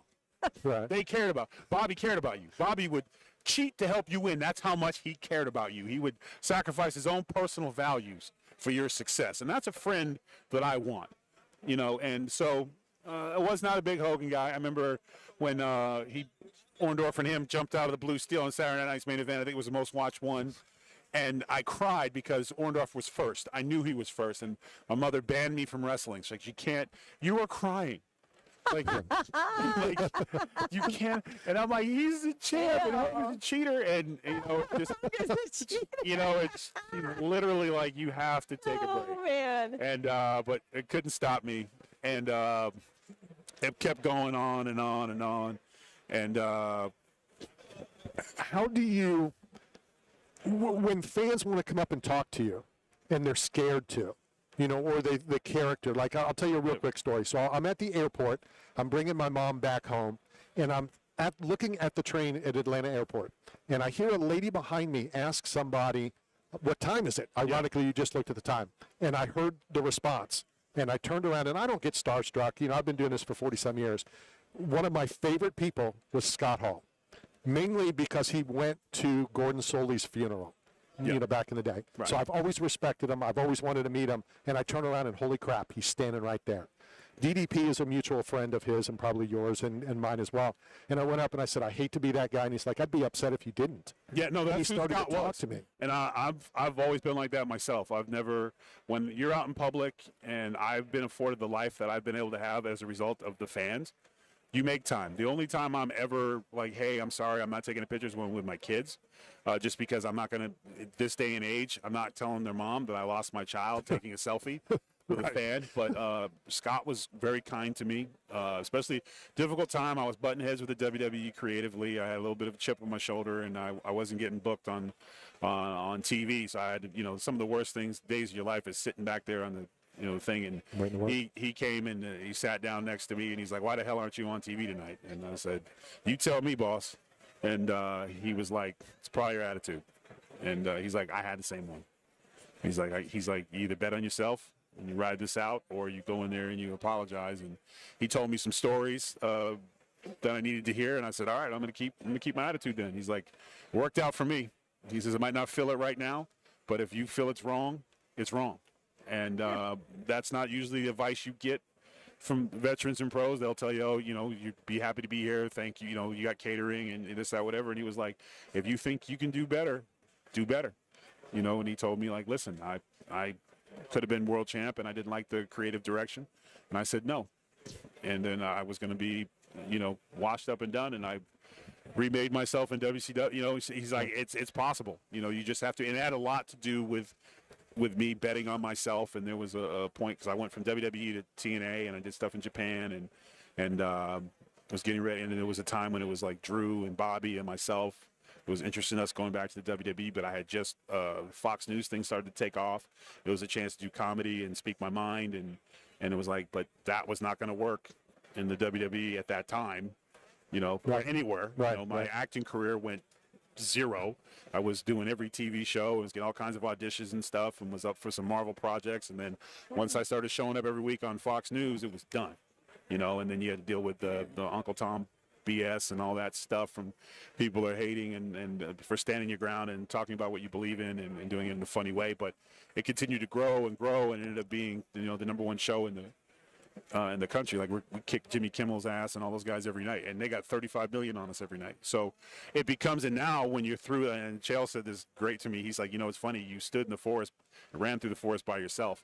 Now all the trees are cut down, and everyone's coming out like, "Oh, we always wanted to be there." And like, "Nah, I'm a little pissed off." Like, "No, where the hell were you 2 years ago, yo?" But it's a really good time right now, and an exciting time. But Hall was always nice to me, and like I said, Dusty. My time with Dusty, I don't think he talked about wrestling with me one time. He was not worried about me in the ring ever. He says, "You know what to do. You know me. You know what to do. I'm worried about you outside the ring. I don't want you to make the same mistakes that I made." And he would talk about that stuff all the time. And then the trade-off was I would demand that he would tell me the truth about some of his matches, because the match he had with superstar Billy Graham, I'm like, "You just went out there and whooped his ass. Yeah. Didn't give him nothing." Watch the bull rope match. You can see Yep. Billy going, "What did I do? Why are you doing this to me?" And he was like, "Well, he was going to go over. But I was more over than he was, so I was going to whoop his ass." And that's what I did. And I said, "You did. You didn't give him any." He's like, "Hell, I pinned myself because I had to show them how bad I was." And he's like, "I did it." And so one time he jumped on me. He says, "If you had a better attitude, you'd be world champion." I said, "Or I could be the booker, and I could be the world champion and the television champion, United States champion." And he just said, "Get out of my office." "Weren't you the booker?" I'm just saying, like, hey, let me book. Right. Things would be a little different at FCW if I'm booking around here. Maybe I like all the titles. You talk about championships, and you look at wrestling. I would imagine that of all the sports, wrestling is probably the most political, Yes. Right? It can be. because you can't But it have still comes down to. you can't have a million champs. No, it's you so can't, few and far nor between. should you. Right. And I think we kind of got away from that with too many belts. Like when I become the NWA World Champion, my job was to get the NWA World Championship on top of the world, and I got it on a Super Bowl commercial. So my job was done. When I left it at a higher place. That should be your goal. But not all of us should be champions. And in wrestling, it should be in this day and age. Like I love the Uso winning the Royal Rumble because he was the hardest working guy all year, and he went out, and we didn't listen to the marks and the internet, none of that crap. The guy who earned it got it, and that's what wrestling is. It's still a sport, and it still comes down to the working your butt off. And I'm glad to see Triple H and those guys getting back to that. And you're seeing guys who necessarily wouldn't get the chance because they weren't the writer's guy or whatever. It's the guys who are putting the work in the gym, who are putting the work in the rings. Those are the guys that get rewarded. That's how it was back. Ric Flair was who he was because he did the work.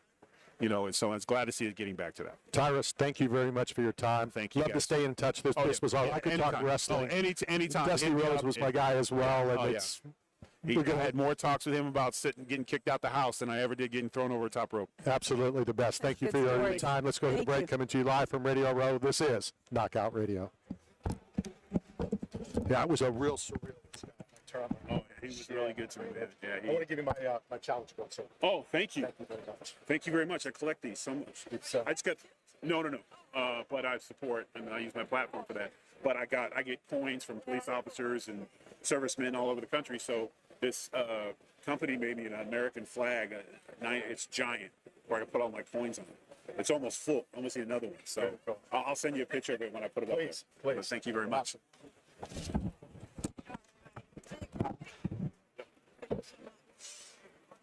Let me take a quick pic. Please.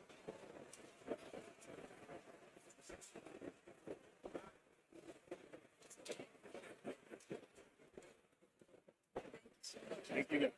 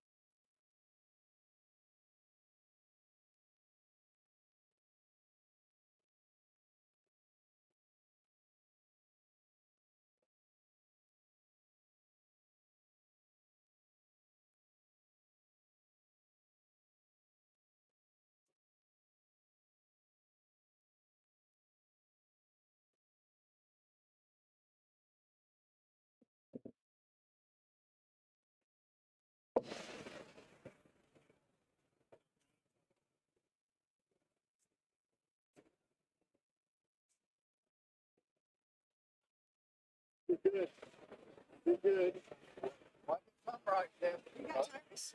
Huh? Did you get tires? Well, let's not take full credit because they came to me. Wow, I didn't know that. But still, They did yesterday. They called last. good dude. You know, and then because I could talk certain, mutual friends and DDP and what was. With Marcus Smith the second. Yeah. Yeah. I'm making sure because I know 40. it's not all that I have. What do you mean? I wrote that. I'm just making sure that's. Hi, we are back. Sorry about that. We had to take a pic with Tyrus. What a good dude. What a great dude. Which Yeah. honestly I expected, and like I said, when he was on, the fact that he trained under Steve Kern. Yeah. I don't know if you're much into wrestling in the Tampa Bay Well, area. I grew up here as a little kid.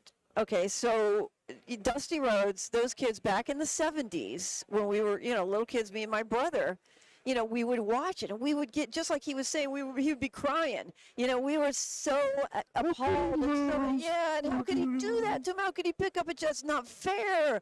It was just the not fair things that we saw. So we had a lot of fun with We it. ran out of time, but when he kind of mentioned Terry Bollea, Hulk Hogan, when he turned heel, people lost their minds. People cry. I mean, he was like, they eat the vitamins, read the Bible, do all that crap, and then he turns heel and now he's the bad guy. Yeah. Which saved wrestling. I don't know if you know that. No, I don't. I didn't know that. It took wrestling to a whole new level. Like, how could he do that? How could he do that? And how so many of these guys stay in character. The Undertaker is always in character. Always. And that's why I said I didn't know what to call Tyrus. Do I call Tyrus? Do I call I like how he said it, his government name. Yeah. What he identifies as. I'll throw that one out. But what a super delightful guy to talk to. It was awesome. And I love how he's reinventing himself all the time. And now he's got the shows. He's getting, a little bit more into politics, but he's standing his ground and it's working out for him.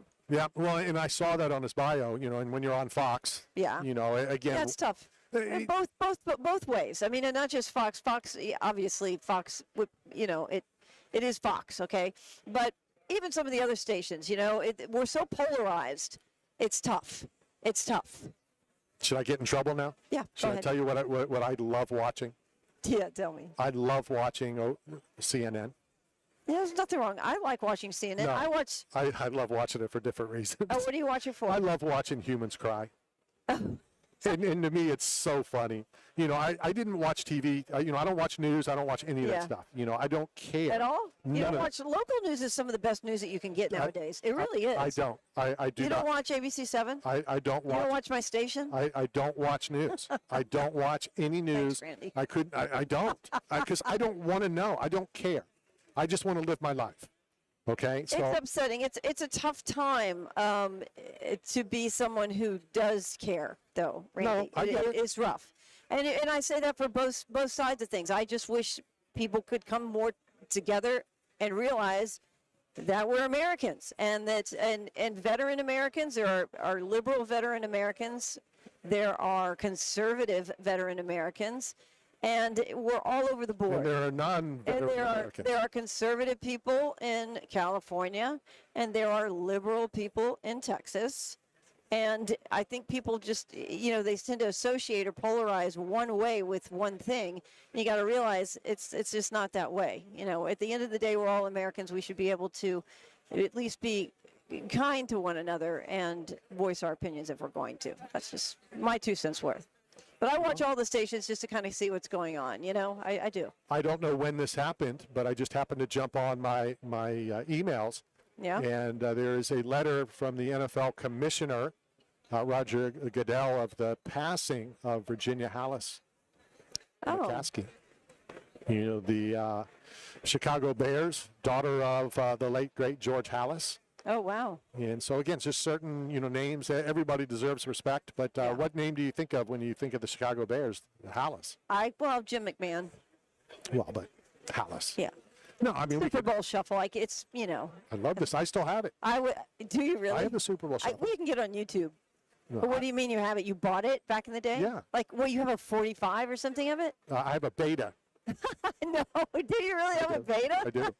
I'm telling you, half the people, if they're Nobody knows what a beta is. My dad gave me a little good advice, and he's given me a whole lot of bad advice. First of all, people usually hold on call a it sec. Hold on, hold on. Betamax. On the little, the good advice he gave me about when you go in the military, make sure you work in an air-conditioned space. And that's why I went CIC, because the last man. thing that would ever lose air conditioning would be the Combat Information Center. The worst advice he gave me was, buy everything in beta. It's the future. So I have the Super Bowl Shuffle. I have some really cool, the Let's Go Mets Go from when they won the World Series. All in beta that I will never be able to see, ever. Wow. And what is the actual app, the machine called? Betamax. Betamax. I know think you- so, you- right? I don't know. Yeah, I think it's called a Betamax machine. I actually have a Betamax machine, so Well- I can watch your betas. More importantly, let me borrow it so I can watch it. I should just give it to you. I should pay you to take it. Well, I'll, That's how useless I'll it trade is. you a Grease album I already gave you, a Saturday Night Fever album I already gave you. I know you can go on Google and all that kind of stuff, but yeah, I still have a couple of those. Let's Go, Mets Go. Do that song as well. Oh, I don't know that one. Yep. I don't know Gary that one. Carter, all those guys back in the day. I would say, what do you think the most famous Super Bowl song is? At this point, I think it might be the Fly Eagle Fly. Just because of now, but, first of all, I don't know any songs. Like what songs? What's the Buccaneer song? They have a song? They do have a song. I can't remember it. I do know one song, though, and I Well, can it's sing not it very to- good then if you can't remember. No, it. I know the Rowdies song because it was so catchy and it went for so. The Rowdies Hey, are here, hey, the hey. Rowdies are there. They kick the ball around. The Rowdies are here, the Rowdies are there, and then they follow the the ground. They're the Rowdies.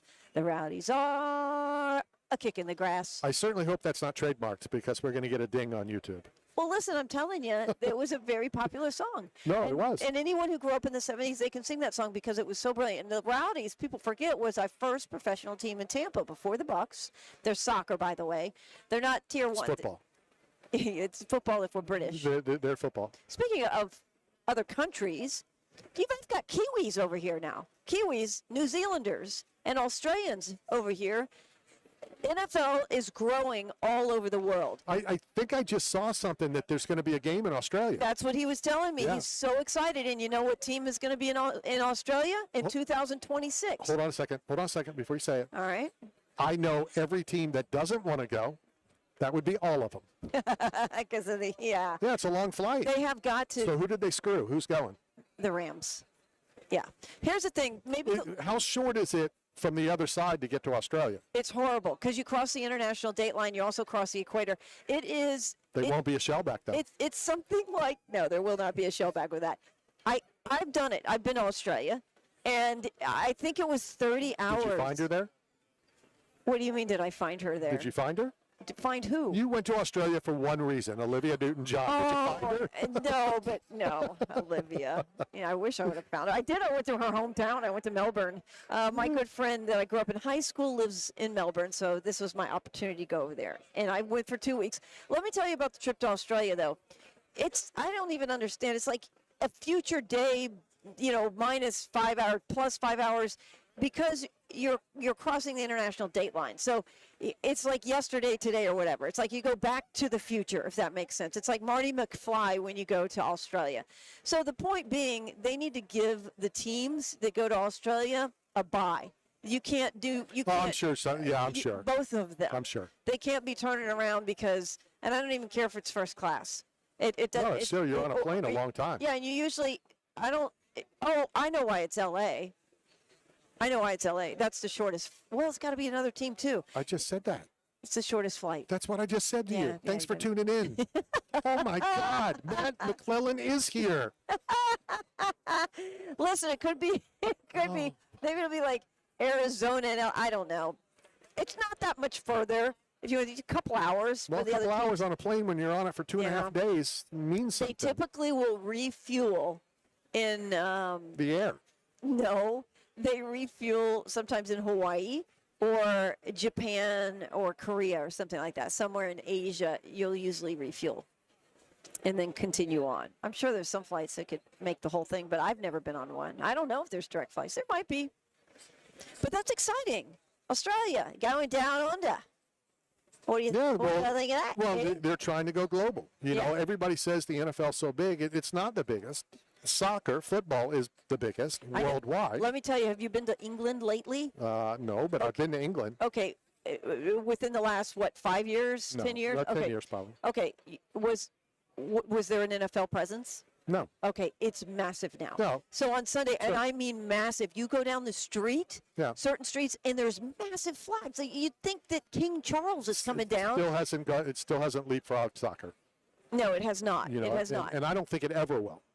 Maybe well, I don't want to say ever. I think it's going to take a long time of generations. You know, right now the generations over there are soccer. I'll tell you what's really cool. Australian rules football. Now I've been to one of their matches, and first of all, it's a mixture of soccer, football, and rugby all in one. I'm a rugby guy. I love rugby. It's one of the fastest games I've ever seen. They don't really stop the clock, and I've never seen individuals run more. They run more in soccer. They don't run as much in soccer as they do in Australian rules football. And the field, I think the field is about. It looks like it's twice the size of our American football field, and all they do is run around. It's pretty tough stuff. Yeah. Yeah, we ought to get that. We ought to get that Kiwi or that. Rugby sevens. yes. I love rugby sevens. Why? Well, it's less people, obviously. Okay. You know, so it's 7-on-7 on a Right. full field. You get a lot more run and a lot more, I think action. When you have whatever their number is, 11, 12, 412 on each team on a field, not a lot happens. You get some great runs. I like 7-on-7s. I've seen it in Vegas. Yeah, they get taken. More people get taken down quicker. Right, when it's 50-on-50. But it's also harder hitting 7-on-7, don't you think? Well, yeah, because you can get drilled. Yeah, you you get know. drilled. It's when I went to sevens in Vegas, if it says it starts at noon, it starts at noon.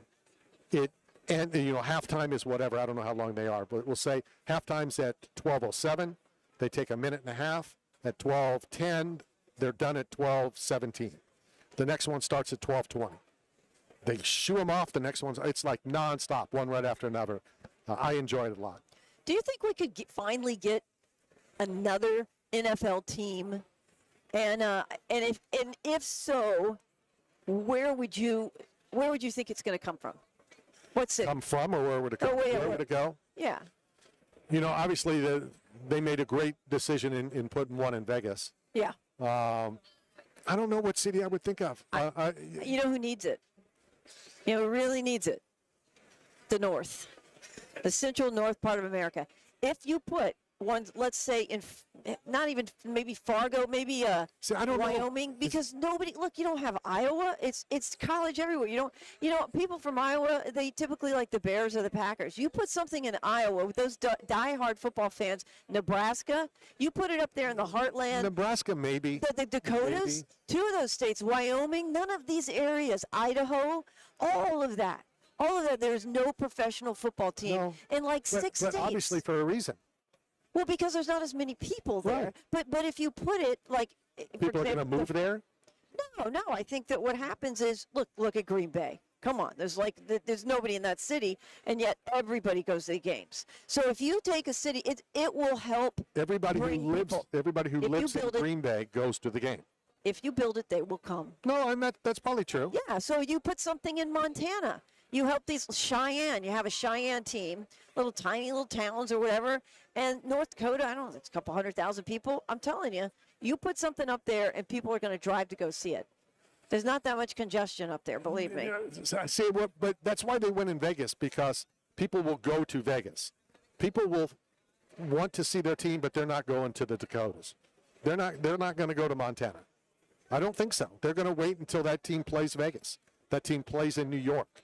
So I think the cities are just as important. You don't think if you put a team in Fargo that it's not going to sell out all the time? People in South Dakota and people over in Montana, Well, yeah. Wyoming the are going to locals. come. Yeah, but I mean, it's going to sell out. You're going to get an entire. It's going to be like New England in a sense, because I know you've got. Well, New you've got England's the Boston. Patriots. Right, but what I'm saying is people in other states identify with the Patriots. So you could even call it, because they call it New England, but we all really know it's the Boston Patriots, right? But That's you right. call it the New England Patriots because you you want to rope everybody appeal. in. Yeah, you rope everybody in. So you do something like that up in whatever, Cheyenne or just somewhere in Idaho or something, in Fargo. And then you rope in all of the central north part, the Canadian line, I like to call it. I think it would work. I know what's going to work is once we get off and I can eat some of these dang wings. I know. Can you smell them? No, but I can see them. Oh, did he bring them over to you? That's even worse. Okay, guys, they got a New Orleans area over here too.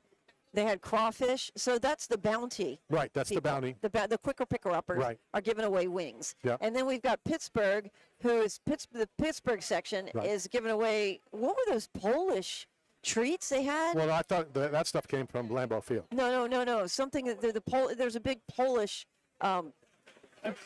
Apparently, there's a lot of Poles in Pittsburgh. They were telling Telephone. us. No. There's a lot of telephone poles there. Best Polish joke I've ever heard. No, no, it's something. What were those Polish things that we ate? Anyways, yesterday they kind of look like a pot sticker, but they have cheese in the center. They were fantastic. And then you've got Green Bay, and they've got typical grilled cheese, Stuff. and and it's cheese and bratwurst Hey, and stuff. food is food. Crawfish down there in New Orleans. Food is good. Yeah. It's really the reason we come here. No, it's really not, because we don't get to eat it. That's the problem. If you're on air, you can't run over there. You can't go grab a little something. We do something. miss out. We do miss out a little bit. But I get to it. I just tell Randy I have to go use the bathroom. I'm really just going over there to get the food. No, that's all right. I'm gonna go. I'm gonna go move the car. Yeah. I don't have a car here, but Don't have a car. yeah, but I'm certainly gonna go. I'm certainly gonna go move it. Yeah, I'm going to be flying home now, guys. I got to get a ticket because Randy is going to be going up in a fixed wing plane chopper.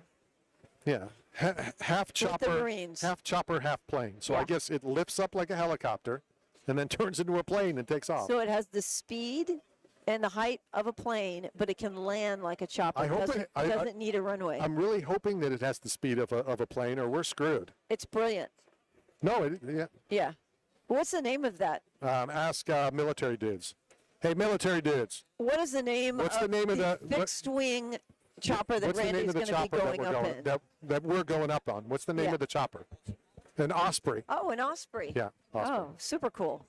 Thank you. So yeah, so we're going up on Thank you, the Austin. Osprey, and we will be doing that tomorrow, which shafts all of us because we all were leaving.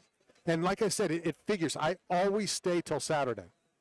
You should just know this, that you're going to stay till Saturday. I've always stayed till Saturday, and that was the plan. And Where are you going to stay? Because our room in our little house. Oh, we got a Is that- great we got a great B&B. Oh, you did? Yeah. Just for one night? Yeah, Okay. it's called the Apart.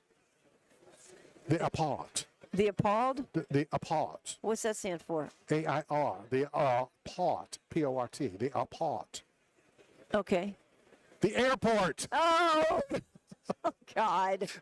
Jiminy Christmas. I got a nice little chair there. That's French. That's Randy's French for airport is the El Pop. The I don't know Apart. what he was saying. We will be staying at the Apart. No, You we're know, not. I got to say, it is kind of cool here just to go around in New Orleans. I've come here once before, but you forget how different this part of the country is with the French influence. Like a lot of the street names are still French, and this was Napoleon's territory at one point.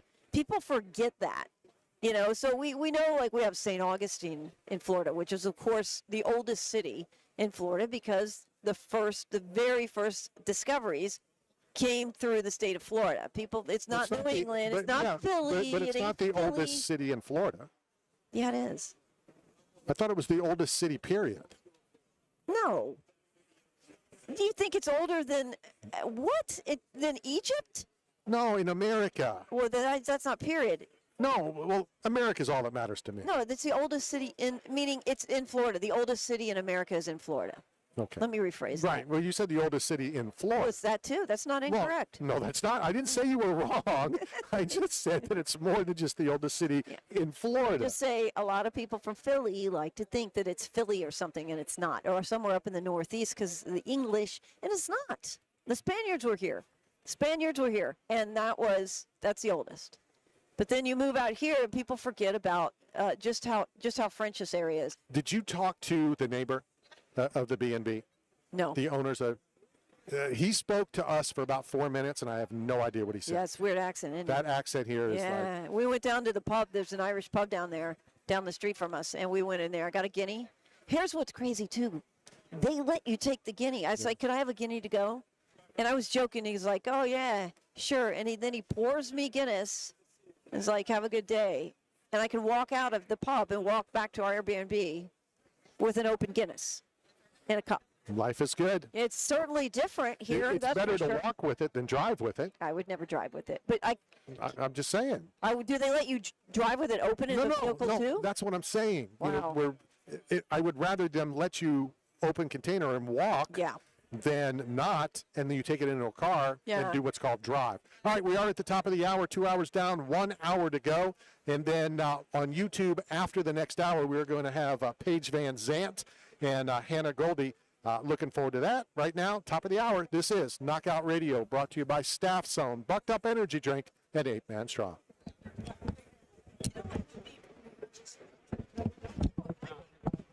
Go grab food real quick. Oops, it-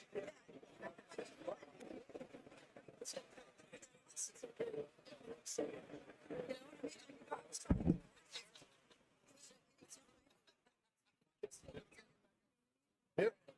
Yep. Yep. Go get food. You have 2 minutes.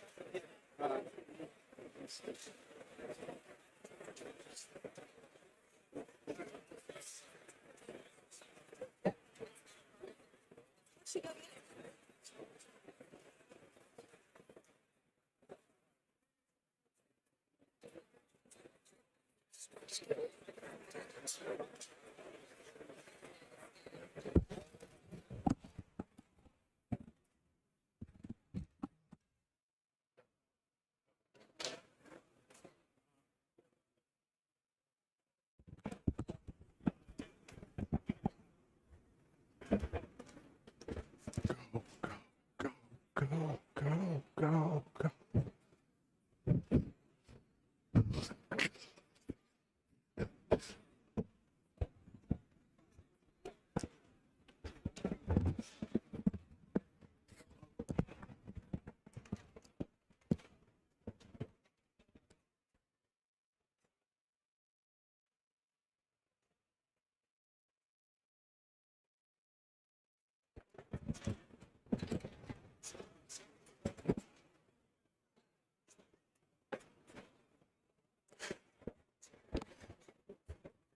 All right, we're continuing here on Radio Row. This is Knockout Radio, brought to you by 8 Man Strong, Staff Zone, and Bucked Up Energy Drink. Scheduled coming up next hour, Paige Van Zandt, Hannah Goldie's going to be stopping by.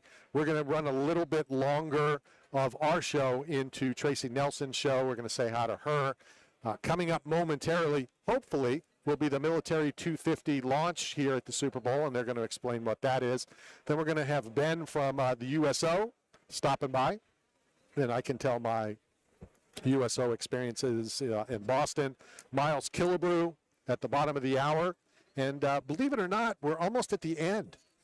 Crazy. You know, a short period tomorrow, very short. Then Dustin Poirier, we're going to be able to speak to him around on the YouTube channel. And then we're going to go up in the Big Bird. It's going to be exciting. It's really gotten kind of hectic and crazy. I was just looking over at the USO. You mentioned them a moment ago. They've got MREs over there, Randy. They've got MREs. Never had one. What do you mean? We got fed in the Navy. We ate Oh, food. goodness. You never even had the opportunity ever? Never. They always gave you. Didn't you get sea rations or something like that? No, we get food. We'd go into the. Well, where's the thought of sea rations come from? I couldn't. Maybe tell. it was before your time. Maybe. I don't know. I don't know. Oh no. Somebody can Google what sea rations are, but we just went, and there was food in the deli, They were in the galley. Navy versions, I think, of an MRE, but they were kind of in cans. Anyhow, the MREs is meals ready to eat, and it's basically a bag of the food that the Army gives you, and it has a little packet inside that you can pour water in and it heats the food. But we carry these around when we go on bivouacs or when we're going to be in the field for a long time. And unlike Randy, we don't get catered to. I mean, sometimes they Sea do there. I rations mean, were canned and preserved food There we go. issued to U.S. military during and after World War II in Vietnam. There you go. The rations were intended There to we be go. eaten in the field when troops were not near a mess hall. Well, see, I was smart. I was smart. I was on a ship. I never had to. I wonder why they call them sea rations. Maybe because they had to, were they transported them by sea? I don't know. But I knew they were in cans, and that was a problem. So now everything's in a bag. You just rip it open. Kelly just took this up. Oh, he did? I'm eating some gumbo right Well, now. everybody's eating. Yeah, Oh, it's the good. gumbo's I'm glad really everybody's eating. I'm glad this 16-8 diet is working because I can't eat. But I'm going to eat. Kelly said the wings are awesome. All right, so momentarily we're going to do the military 250. If they're not here in the next couple minutes, they are out, and we'll go directly to the USO. So this is the one thing that drives me crazy. You know, you set a schedule. I guess this might be the military in me. You set a schedule, and either they don't show, they're late, you know, because they're being held longer. And that's why, you know, I hate the word handler, but the handler's like, let's go, because, you know, there's schedules to keep. Yeah. And it throws everything off when nobody keeps it. Because sometimes you go a little long, you know, or sometimes you take precedence. Like everybody wants, obviously, to get out on knockout radio. So, you know. I'm going to give them more, you know. 1 or 2 more minutes, and then we're going to step back and punt. Sounds good. Yeah, you know, they're not late yet because, Yeah. you know, my family gives me a hard time. I'm like, all right, we're going to leave at 7. And at 6:45, I'm like, where the hell are you? Well, you said 7. Well, let's go. Well, we're not ready. You said 7. I just got your text that says, what's the ETA for this morning? I just saw it. You know, they answered it, said, I'm at the convention center. Yeah. I don't know where you are. Yeah, I know. I saw that. I'm like, I just thought it was you. I'm learning, you know, with Army. So if we need to leave at 7, I need to tell some Army, because I don't want some Army. If we're leaving at 7, moving forward, I'm going to tell some Army at 6:15. I was there at At what? before 7. I was there before 7 today. I was there at like Yeah, go ahead. 6:45, I think. Yeah, go ahead. What time were we leaving? 6:45. No, No? no. We were leaving at 6:30. Oh, well, this is a problem. That was a problem. But we you're got- consistent. Yeah, hey, I was, you know, we got there. We got here. Actually, everything worked out because Yeah. we got here, you know, in the 7 o'clock hour. Maybe a little later. than 7:59 is considered in the 7 o'clock hour. So You wanted to get here by 8, and we did that. well, it doesn't bother me. It only bothered the person who would have liked to have slept a little bit longer.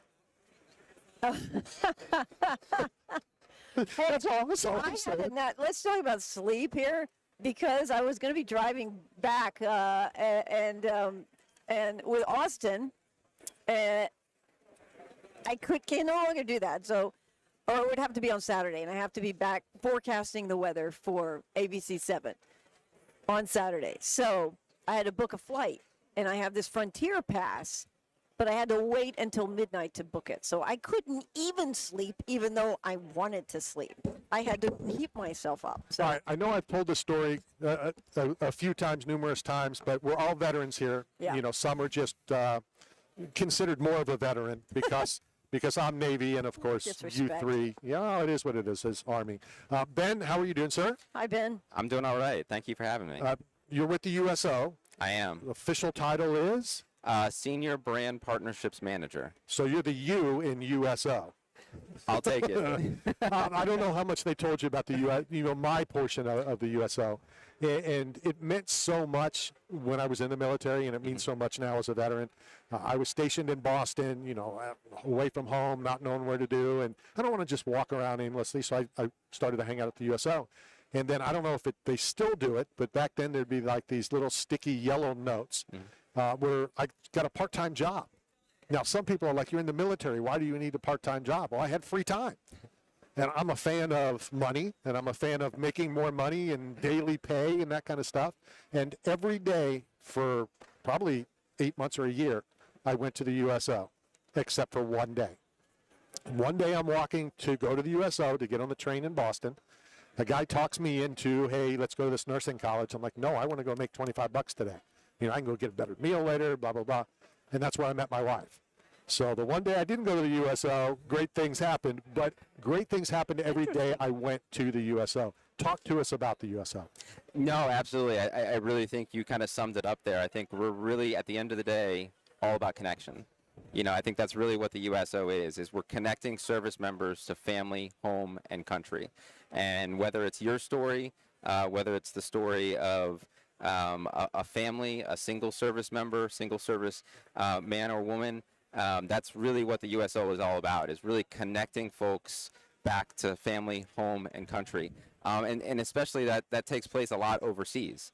That's really where I think the bulk of a lot of the USO services are really felt, is you are kind of separated by oceans, right? And you don't really have a piece of America, a piece of home with you. And so when you walk into a USO center, whether it's grabbing a Coca-Cola, grabbing a Snickers bar, sitting there and watching the Super Bowl, coming up this Sunday, you're really able to walk into the center and kind of decompress, relax, and just take a load off. It's like a safe place, is what I thought of it in Boston. And when I fly out of Tampa International and I see the USO, it's just a cool feeling, and I've been out of the military longer than you've probably been alive, but it just sticks with, like, we're proud veterans, we harass each other, but seeing those 3 letters and everything means a lot. That's what we walk around Super Bowl experience. We walk around, everywhere, just even out here. Everybody will recognize the logo and just think back to a fond memory they had, even if it was one time, right?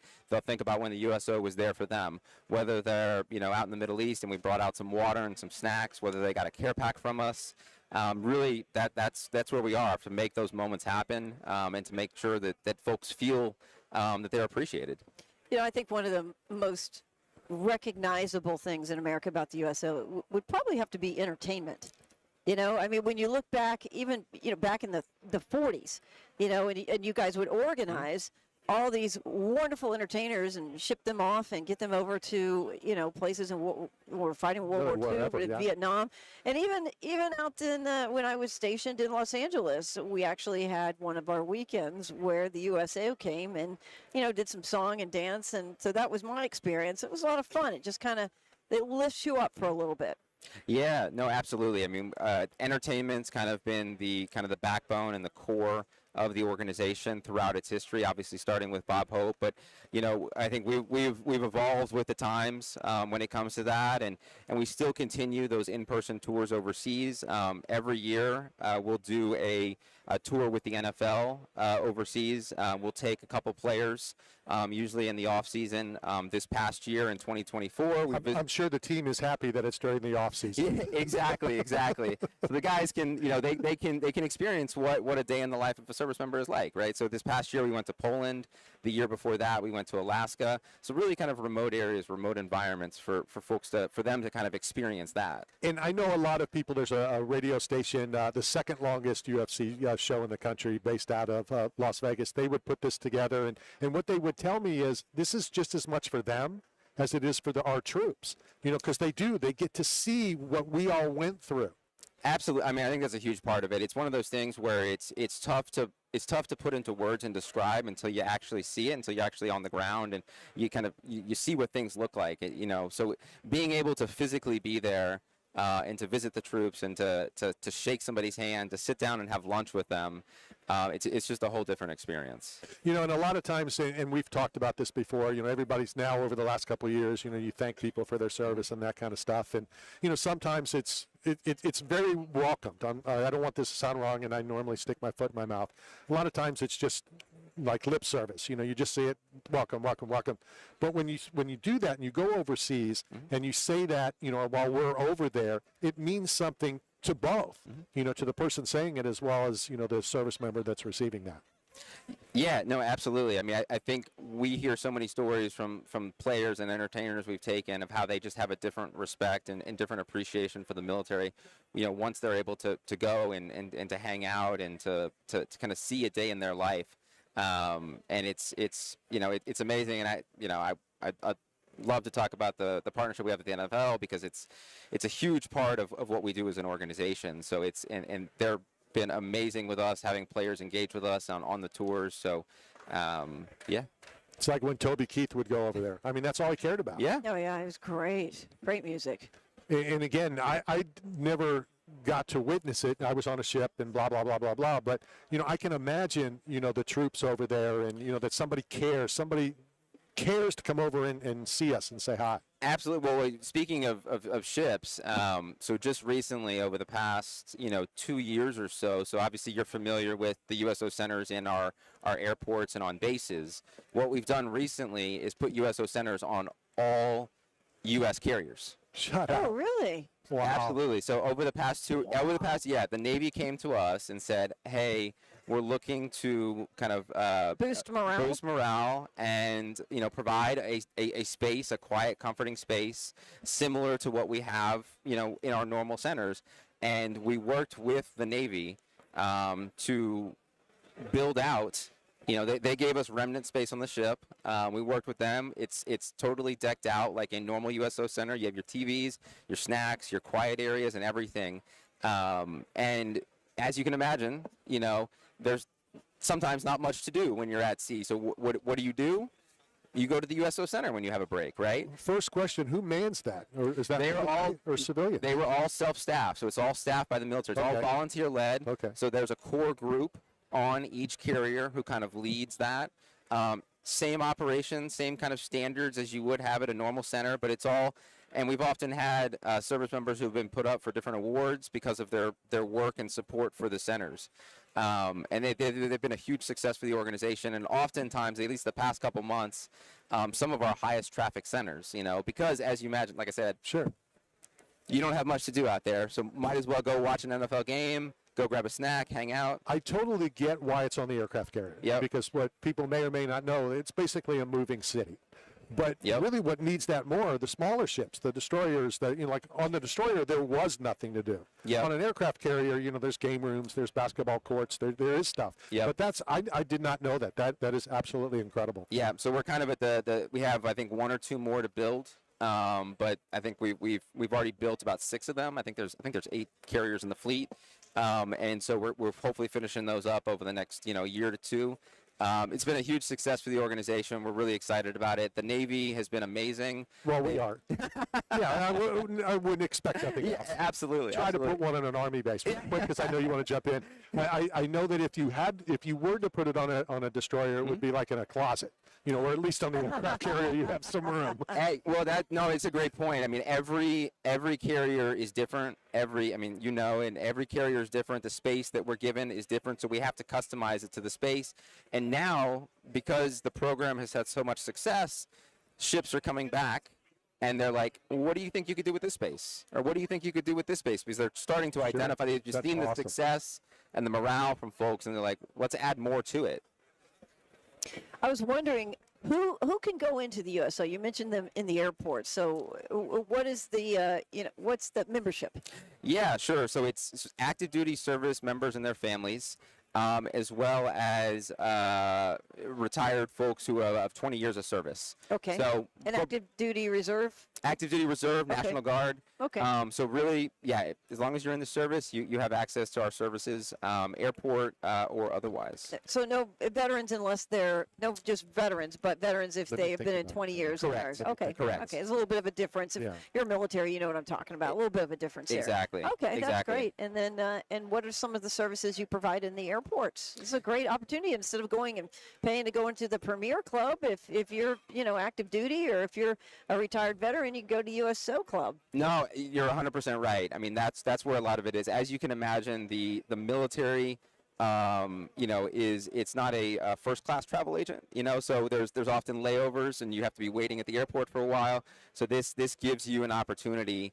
If you have a 6-hour layover, or if you have a lot of time to kill, you kind of go into the lounge. We have TVs, quiet rooms, snacks, video games, play spaces for the kids. That's great. It's really like I said, it's kind of a respite especially I mean, there's a lot of people who don't like to travel, right? It's a bore sometimes. So it's an opportunity to kind of rest and relax and get away from the noise. How can more people get more information? How can they get involved? How can they volunteer? Absolutely. I'd go to USO.org. We have everything there. For the opportunity to donate, go to USO.org. Volunteer, go to USO.org. And we'd love to have you. Awesome. We appreciate your time. Thank you very much. Let's go hit a quick break. Coming to you live from New Orleans. This is Knockout Radio. Thank you. Appreciate it. See if we can get Bobby Lashley, the guy carrying the belt. He came over. I had him coming over. That's why I was going to call. He saw me. I didn't expect to stand there. I told him.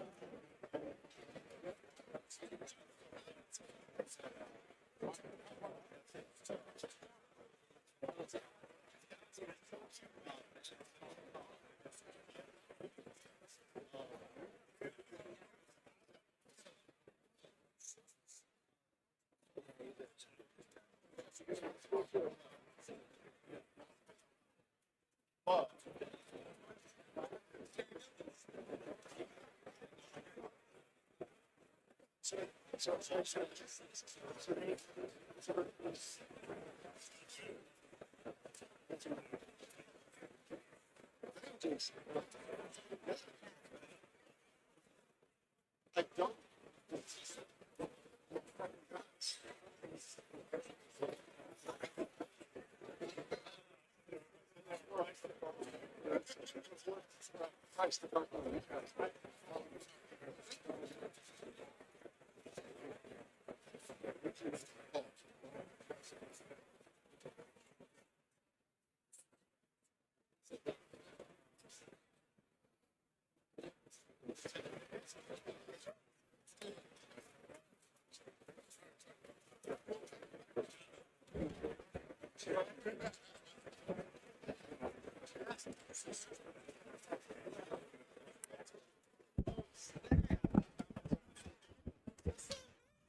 We're back.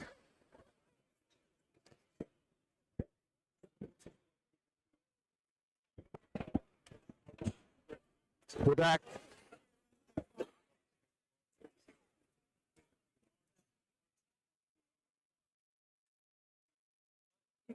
All right, we are back coming to you live from Radio Row, closing out whatever hour number this is. We're going to stay on the YouTube channel. We're going to stay on the Facebook page. We're going to continue.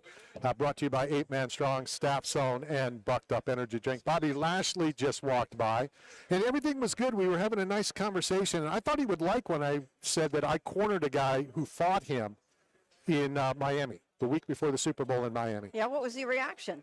Not good. No, no. Now, Bobby won the fight. Yeah. You know, he fought against my good friend Wes Sims. I thought he was going to come back. I thought he was going to sit down with us, but No, when I asked him, he said, once I said Wes Sims, he was gone. Aw, He man. was like a bolt of lightning. you know, you just got to Not drop names. Pick your battles, Randy. Well, I got paid to corner Wes Sims, who's my guy. Wes Sims is my guy. He's one of the most loyal people. I know that we have a couple minutes before Miles Killebrew is coming. So Wes Sims was scheduled to have a fight Okay. and then got offered a fight for $50,000. Okay, he was fighting for free for a charity event. He got offered a fight for over $50,000. He calls me, he goes, Randy, what should I do? I said, you should take the $50,000 fight. He goes, well, but I gave my word that I would fight this charity event for, if you're into MMA, and hopefully most of you are since it's Knockout Radio, the owner of MMA Weekly, Ryan Bennett, passed away in a tragic car accident, and everybody did a lot of fundraising for the family. And he would say, you know, I gave my word to Ryan. And then I talked him into doing it. And then The fight the, for 50 the, grand. the fight for 50 grand against Boss Rutten. Okay. And then 20 minutes later, this went on all night long. It started at 10 o'clock at night, probably ended around 3 in the morning, nonstop calling back and forth. I had him talked into it. 20 minutes later, he calls. He goes, nah, I got talk. You know, I gave my word. I'm like, Wes, I'm telling you that Ryan Bennett is screaming from heaven. If you believe in that, take the fight. This is an opportunity. Boss Rutten, a legend in the MMA world, had him talked into it. 20 minutes later, he'd call back. I'm like, Wes, if it's about the money, donate half the money. Donate all the money. It's not about the 50 grand that you can make. It's the fight against Boss Ruth. Oh no, that's a good point because I'm like, I'm battling this because charity, they're trying to raise money, but you're right. If you can fight him, get the fight, and then donate. Some of it, all of it. Yeah, whatever they You- think they would make with Exactly. them fighting there. Yes. This was probably the biggest opportunity that Wes Sims ever had. Okay. All right. And he declined it. And to this day, he declined it. And he said, my word means something. And Oh, I you said, gotta I'm going to do respect it. that. No, You I do gotta respect respect it. that, yeah. So then he's getting ready to fight the guy who just walked by, Bobby Lashley. Okay. And he said, can you help me get a sponsor? But, a sponsor. I go, yeah. So I called my buddy Nathan, who owned Warrior Wear at the time, and I got him a sponsorship. And, there's agent this and agent that and all this stuff. And he goes, I'll give you X amount of %, which helped pay for the B&B that I rented in Miami to cover the fight and to cover the Super Bowl. Randy, always wheeling and dealing, man. Well, I didn't ask. He just said, you get X amount of %. Okay, fine. That's so, great. so I got him X, and then all of a sudden he goes, my manager got me more money. I go, my manager got me more money, and I have to take it. We all knew, I'm not going to say names, that the manager wasn't going to come through. And he didn't, of course. Okay. But he said, I'm not going to take Warrior Wear. So Wes goes, I'll tell you what, I know that I was going to give you X amount of dollars.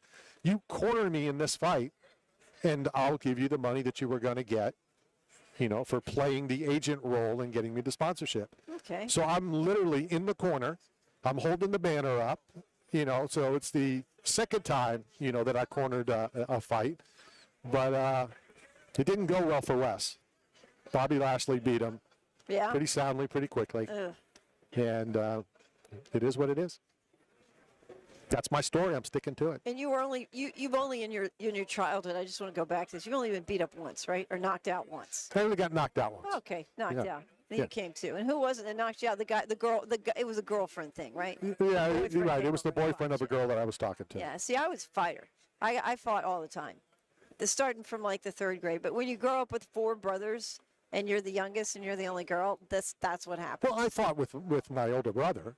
Oh, you did? Yeah, but I don't count that. Oh, you don't? No, that's not. No. 'Cause it wasn't real fighting. Well, no, it was real fighting. Yeah. Yeah, I still hold a grudge. Okay. Was it last week? No, Was it last week we had the Leonard Skinner people on? The week before, you were not. Were you there? You were not there. I don't remember. Yeah, I was there. Okay. Yeah, the Van Zants. Right. Well, and that's when he said I should let it go. Mainly, he's referencing because Ronnie, his brother, Yeah. is gone. Yeah. But I still, in the back of my mind, there's numerous reasons, but one is the fights that we had back in the day. They're hard to let. Sibling rivalries are tough. We were too close in age. We're 2 Yeah. years apart, very competitive. Yeah. We'd play basketball in the driveway, and Who was better? in what? Basketball. Well, he was taller than me. Well, I was a better I'm player. not asking for excuses. Well, I'm no, just I was wondering a- who was better. Andy. I was better. Okay. I was better. He was better at me in band. Okay. What did he play? He played trumpet. Okay. He was What'd you play? He, The flute? He was the best trumpet player in. Now, if you want to make jokes, we can make some jokes now. I being a smart ass here. I was What'd you made. play? I was made to play the trumpet. Okay. What did you want to play? The flute? I didn't want to play at all. Okay. I hated band. But I was made to play the trumpet so that my brother could get a new trumpet and I would get the old piece of crap hand-me-down. Okay. Okay. Now, my brother was the best trumpet player in the state, in the world. Oh, He- that's a tough act to follow. he was fantastic. in the world. He was pretty damn Yeah, good. that's He cool. was pretty good. So, me being me, and you know me well enough, if he was the best, what did I want to be? The worst. The worst. Yeah. So, Yeah. You don't want to be second. No. You don't even want to be 10th. No. You don't want to be. Yeah. You want to be 10th. so what I would used to tell Matt, You don't want to be in the running. when Matt was involved, I used to say that there's an empty chair between me and him. So I'm the host. We have no co-host. You're the co-host. And that's what I would say to him. I got that from the band director at Northeast High School. His name was Sam Hand. My brother was first chair.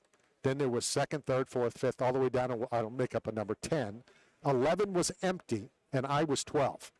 So there was an empty chair in between me and the next trumpet player. So that's what I do with Matt now, That's hilarious. when he was involved. Yeah. So it's not like you could be first chair. Oh, there was not with my brother. I and see there no was chair.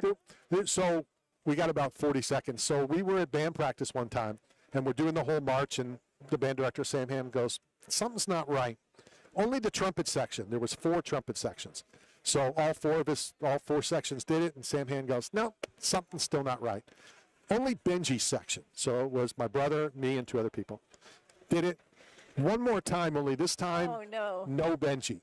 Oh, The other 3 of us didn't know how to play. Right, clearly. So there was no sound coming out. We're just marching like we own the world because my brother was able to. I could have said, I used to do that in chorus. I used to open my mouth but not sing because I didn't want them to know I was off key. Save that. We'll talk about it. We got to hit the bottom of the hour break just in case Miles Killebrew shows up. We'll stay on time. Coming to you live from Radio Row. This is Knockout Radio, brought to you by 8 Man Strong, Staff Zone, and Bucked Up Energy Drink.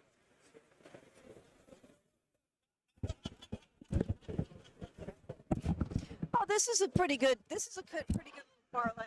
Saquon Barkley, 90 plus rushing yards, and Saquon Barkley a touchdown anytime. It's not bad. That's from sportingnews.com. That's a minus 115. Barkley's projected rushing total of a whopping minus 130. And his touchdowns at minus 208.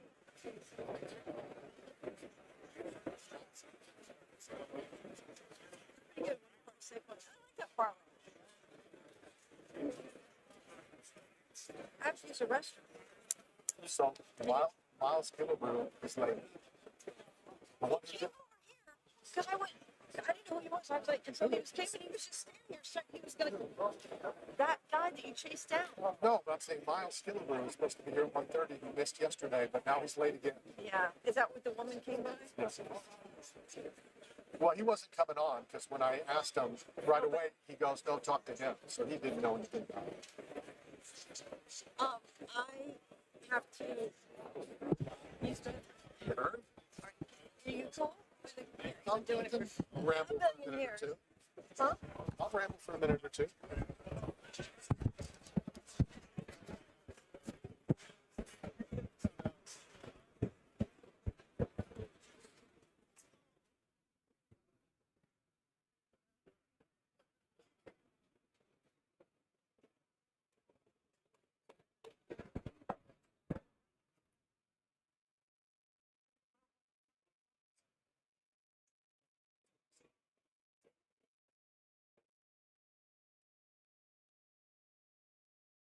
What up, everybody?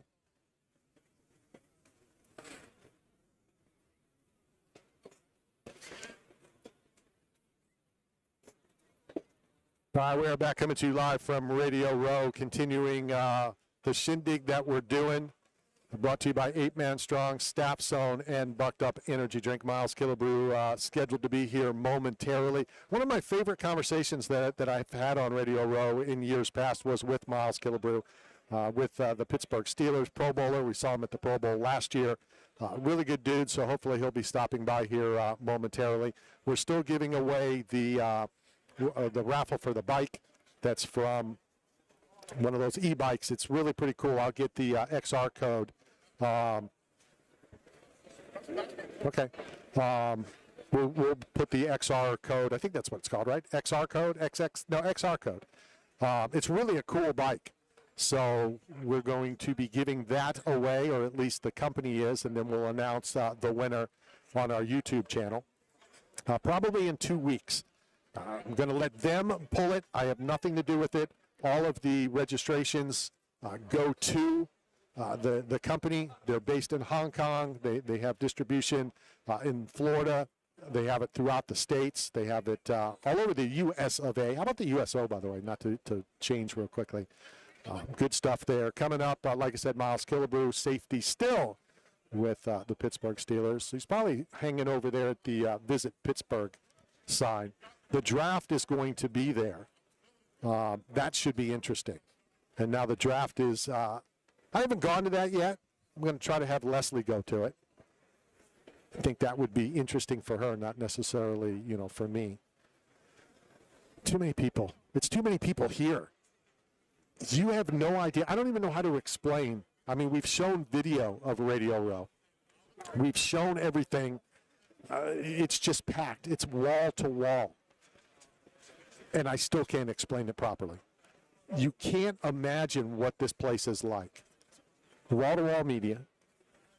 The thing that I do like, and not that anybody cares what I do or I don't like, I like that it's not open to the fans like it has been in years past. Because the fans get onto Radio Row. Now you're taking thousands of media, hundreds of celebrities, and now you're adding even more fans getting autographs, doing all that kind of stuff. And I think Miles is here. Old school, old time, good stuff. What's up, man? I need to just come see you every I time. wish you would, I Gavin. need to come see you every time. Miles Killebrew sitting down now. How are you? Oh, I'm doing great. Can you hear me? Yeah, yeah.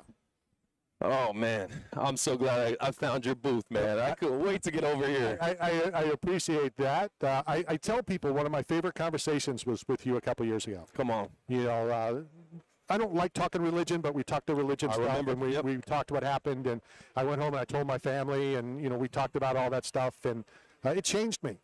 You know, it really did. It really meant a great deal. Don't want to get emotional and stuff. Dude, yeah, you're going to make me start tearing up, dude. Don't tell me. Oh, man, that's awesome to hear. So what's new with you? What's going on? Well, I'm here. I wish I wasn't. I wish I was in the hotel getting ready for the game. No kidding. I like how you kept going with that. People are like, what do you mean you don't want to be there? Sure. Man, we were sitting at 10-3, and I'm like, man, we might have something special. I remember telling my wife, I was like, we might have something special here. And, you know, no one could have predicted that we were about to take that slide to end the year. Obviously, that's not something we want.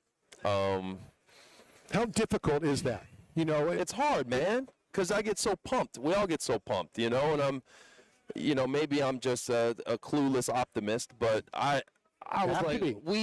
we could do this, you know? Like, I'm looking around, I'm like, we have weapons, we have a great defense. I know teams is solid. You know, we got it, and we didn't, and so we got to go back to the drawing board and figure out. I say we, I mean as a team. It's everyone, right? And we got to figure it out, man, because I want a Lombardi for Pittsburgh, dude. Like, I want to be part of that legacy, man. I didn't come here to not be. see, I think a lot of fans look at it's a job, and the players are playing for money, not necessarily what we're here for today. And that's not the case. I'm in the locker rooms all the time. Sure. And I know the drive that this is for you guys is to be able to be called a world champion. Right. I mean, listen, the amount of stress that comes with this job, both physically, mentally, emotionally, I mean, there's very few jobs where you do your job and you get millions of views of scrutiny for every little thing you do. Every day someone's telling you, oh, someone else could do your job better. Get this guy out of here. He sucks. Like, you're not going to do this if it's just for the money. I don't care how much money you're getting paid. Like, dude, the amount of stress, you have to love it. And if you love it, you want to see yourself rise to the highest level of it. And that's where I find myself. I want to be the best. I want to be on the best. I want to be around the best team. And that includes being one of these helmets here in front at the Super Bowl. And that's what we want. So How difficult is it for you? Because I do this and I get yelled at. Warren Sapp texts me on a regular basis. Dude, stop. You know, don't worry about it. When things are said yeah, that shouldn't be said, it should be said correctly. You know, you just said you suck. You know, there's media people that say, you know, that player sucks. Well, wait a second. He doesn't suck if he's in the NFL. May have a bad game. You know, there's ways to say it right and wrong. How do you handle looking at the people that come in that have already said stuff that they shouldn't be saying and how they've said it? yeah, it's definitely difficult, especially when it is media that maybe you see every day too, Exactly. in the locker room. I'm like, dude, come on. You've seen me change in my locker over here. Like, I'm walking by you on a towel most days. And now we're having this conversation about how you think I'm the worst in the league. Like, you know what I mean? Right.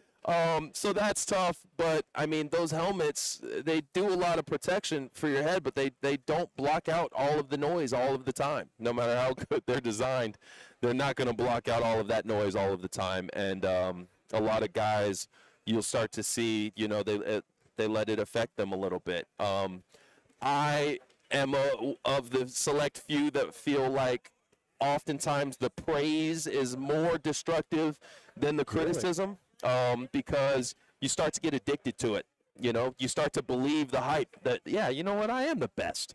You know what I mean? And then that's an edge that your opponent has over you now, because maybe you're not training as hard. Maybe you think it is just inherent and you expect to just dominate this team. And you see that sometimes. You see sometimes guys go into a game and you're like, oh, I thought we had this in the bag. Easy. So it's a bad thing when you make the Pro Bowl, is what you're saying. No. Listen, you're the best. If you hear me, that's not what I'm saying.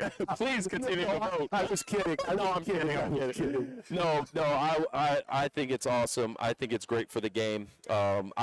Me making the Pro Bowl, I feel, is reflective of my unit. I feel like I had a great special teams unit this year. I think certain guys come to mind, like Ben Skoranek, who stepped up. He came in, had a massive role for us at the gunner position. James Pierre came back the same. Our punter, Corliss, stepped up when that awful injury happened to Cam early in the year. We just had consistent play from Christian Kuntz. I could go on and on. Matakavich, Connor Hayward. Our whole unit was just solid, and so when I got the Pro Bowl nod, I was super proud of those guys, and I think they deserve a lot of the praise, along with obviously Coach Danny Smith. Before we talk about My Cause, My Cleats, we've talked about that a long time in Cafe Momentum. Talk about just the tradition of the Pittsburgh Steelers. You know, there's certain things, the Steelers, the Cowboys, when you hear that name, you just think tradition.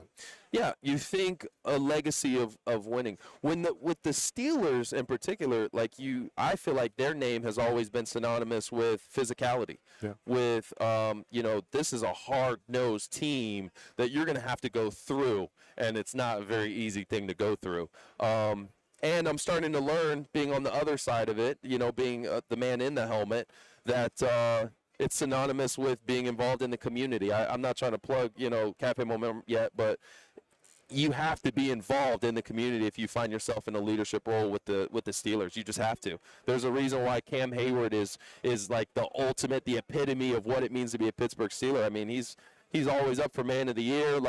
He's very involved in the community. So I'm trying to follow suit. I'm trying to do my part in that as well, all while still trying to uphold the tradition of being hard-nosed, best in the biz. It's important, and I don't want to, back in and, to say, what I'm saying is it's asked that you do, but you're not made to do it. So for players or really anybody goes and does charity stuff, they're doing it because they want to, not because they have to. Of course. It's like anything, I feel like they bring in certain personalities, and the ones that rise to these leadership positions, I feel like it's because they embody those. I look at, like I said, Cam. You look at even the quarterbacks who are brought in, like Russell Wilson. These are personalities that we enjoy the community aspect of it. I know how important it is. I have 3 kids of my own. You don't have to tell me to have a heart for the youth. I want to be very involved in what the future of our youth in America look like. And so Cafe Momentum was an easy choice for me. I'm glad you mentioned you had 3 children, because typically, I like to give thank you gifts, and we still have another couple more minutes for you. But we have this cool sponsor, and they make these fantasy pets. Dude, I've been looking at this thing. I wonder what it was. Your 3 children are going to get one. They would love that. So we're going to send them to. It is awesome. Talk about Cafe Momentum and My Cause, My Cleats. So I chose to partner with them from My Cause, My Cleats this year. We did a great little special on it, and they have a brick and mortar location in Pittsburgh. So I was able to go down to the restaurant. Essentially, it is a restaurant that is almost entirely staffed and operated by youth who have had run-ins with the justice, with the incarceration and just youth justice system. And so it is.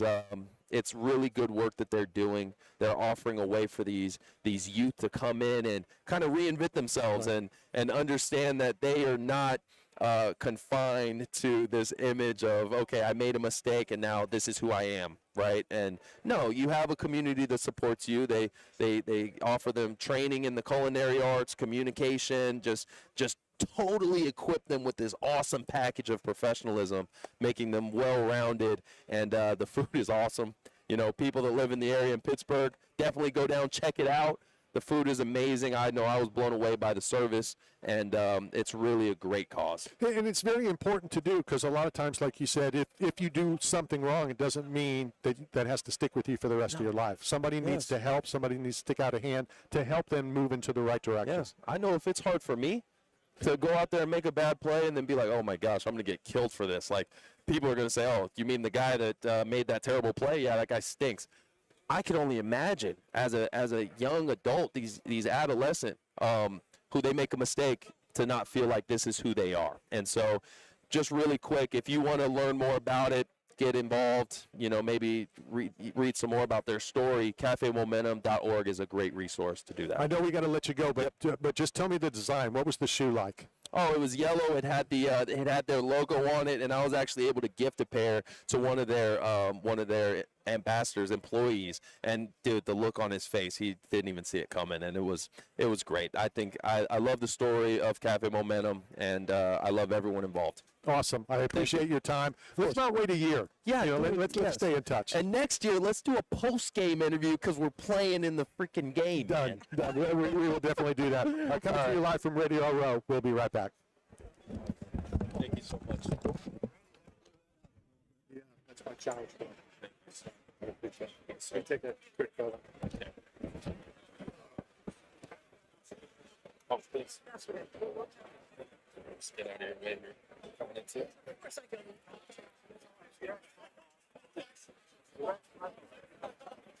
So,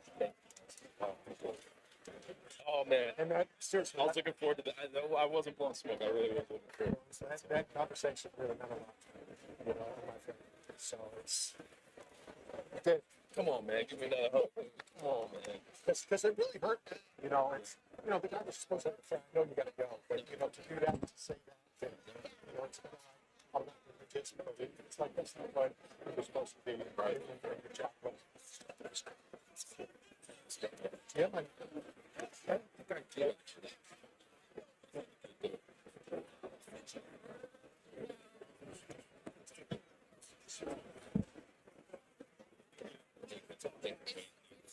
Seven to seven. 4, 4, 5, 6. Just to shoot Yes, sir. Yes, sir. Thank you. Take care. He can just text it. Miles, you can just text me the address and Sounds good. so I can send you the pets and stuff. Yes, sir. Good, sir. Thank you.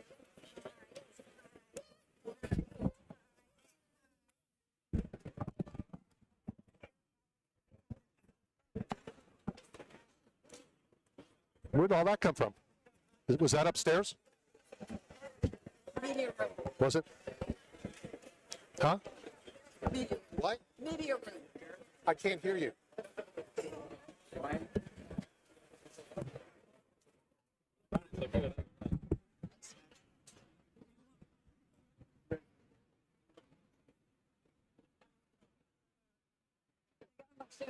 Oh, yeah.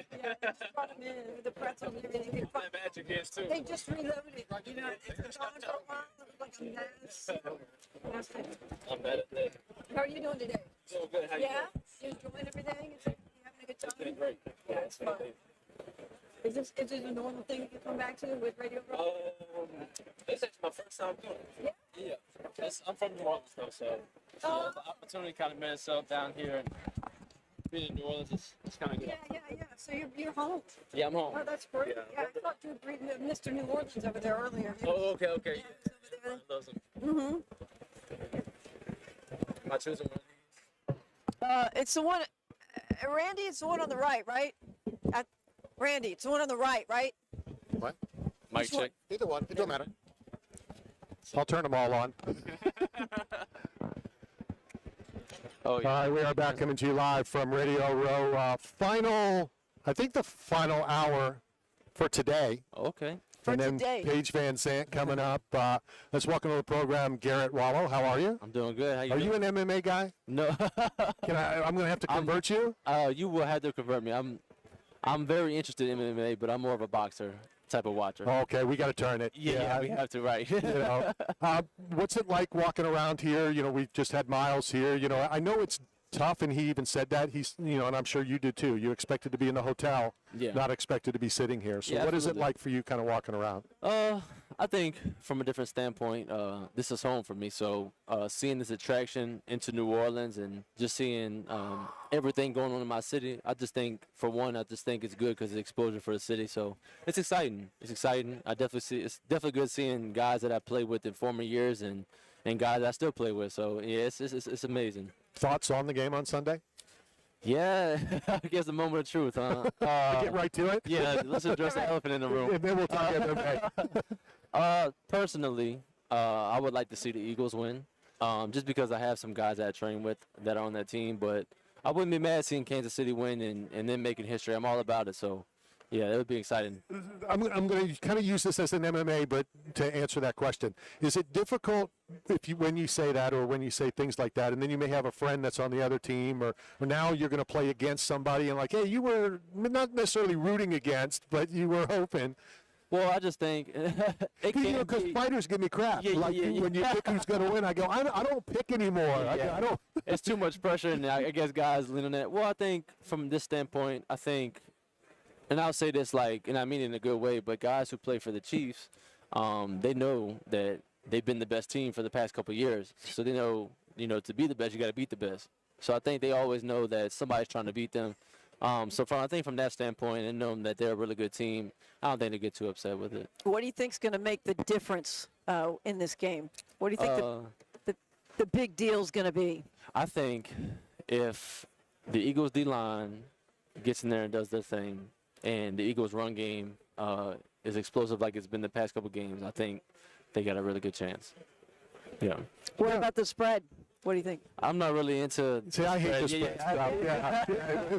Yeah. How many points though? One of some of my good friends could tell you the spread, but I'm not really too much into it, so I don't want to give you any false information and have any bettors lose anything because of me. I have my opinions, but obviously I'm not a football player, and I don't know how much you want to get into this, but it drives me crazy. And it's not just Mahomes. I mean, Jameis Winston would do this as well. Yeah. You're kind of like running towards out of bounds, and then you shoot back up for 8 more.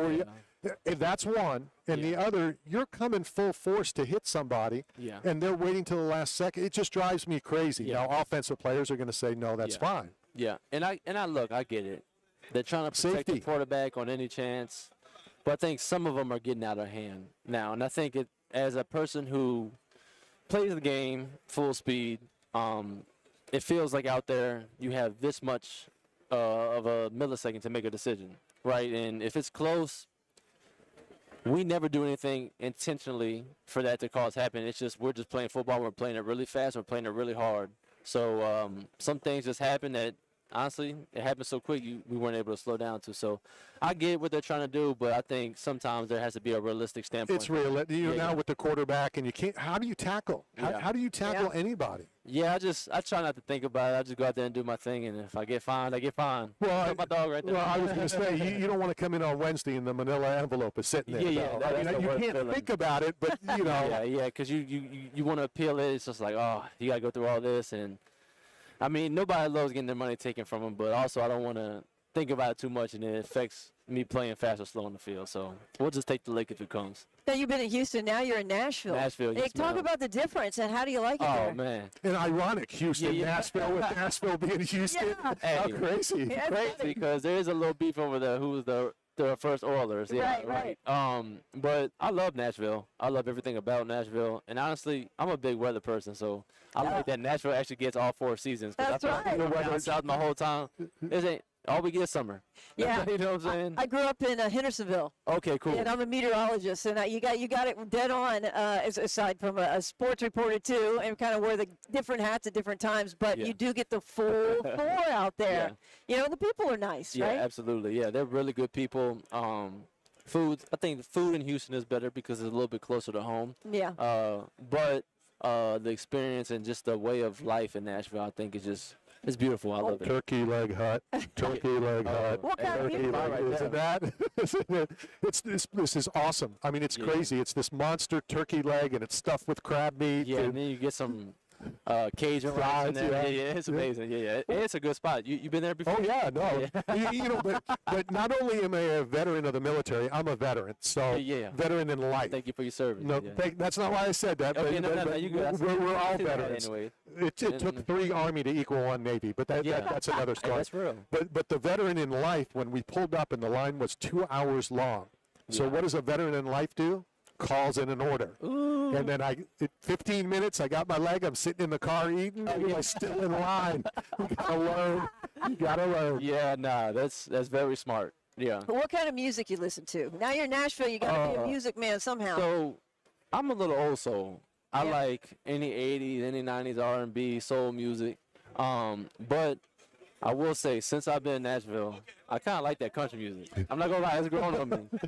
So whenever I'm on the road, taking road trips or driving, I put on some Chris Stapleton. I just put on like any type of country music. I'm all for it, and I love how they tell a story in their music. I think that's what I like the most about it. Like it actually makes me feel like I'm like, okay, this kind of It's a sad, but story, I'm feeling right. it. Yeah, You know what I'm right. saying? That's relatable. Yeah, relatable. How many country songs can you name that does not say the word truck?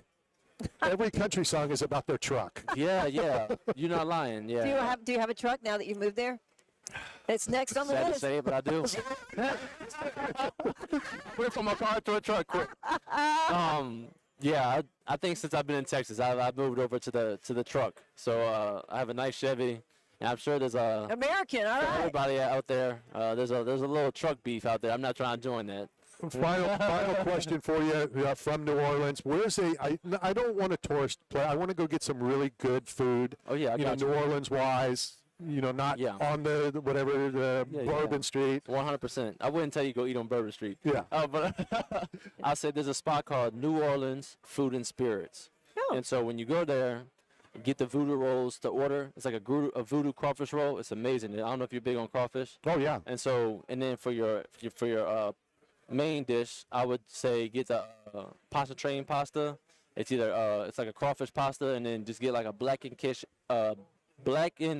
catfish, blackened chicken, or blackened redfish, whatever you want on top. Or you even get it fried if you want. But get that on top, and you'll be talking about that for the rest of the week on the show. That's Garrett a week. Waffles. for the rest of my life. Yeah. Good stuff, Garrett. Thank Trust you me. very much Yeah. for your time. We're going to get your address. I'm going to send you a care package of some thank you gifts for coming on. Thank y'all so much. Thank you. Good stuff. Top of the hour. We will be staying on as I'm going to say hi to Tracy Nelson here in a couple minutes, but we're going to go hit this break. Thank y'all so much.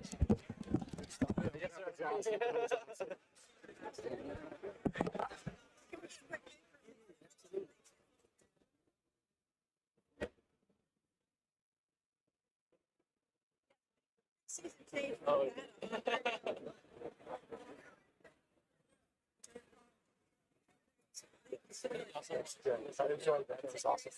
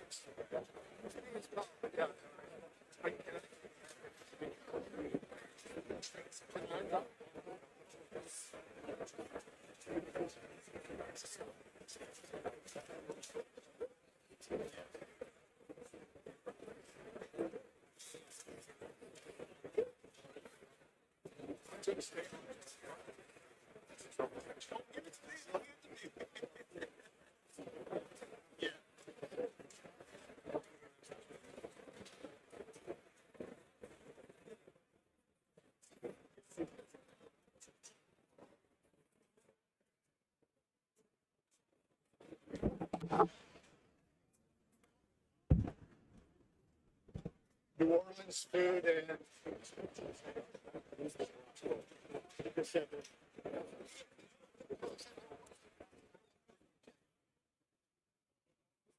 Stuff over there.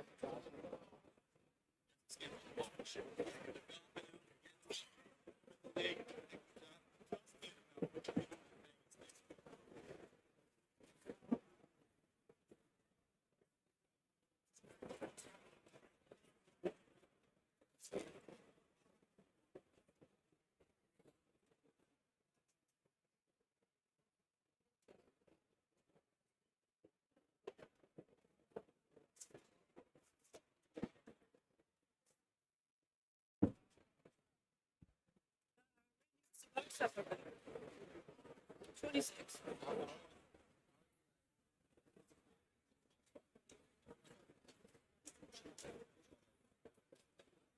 It's 26. Was that one day? I can't remember.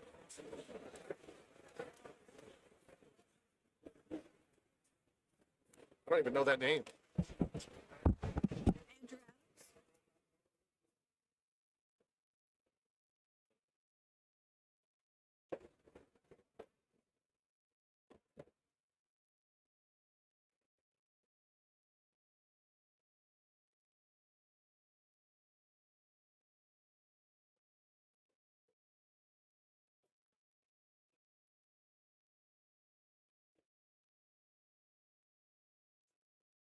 Right? Oh, Sweet. well,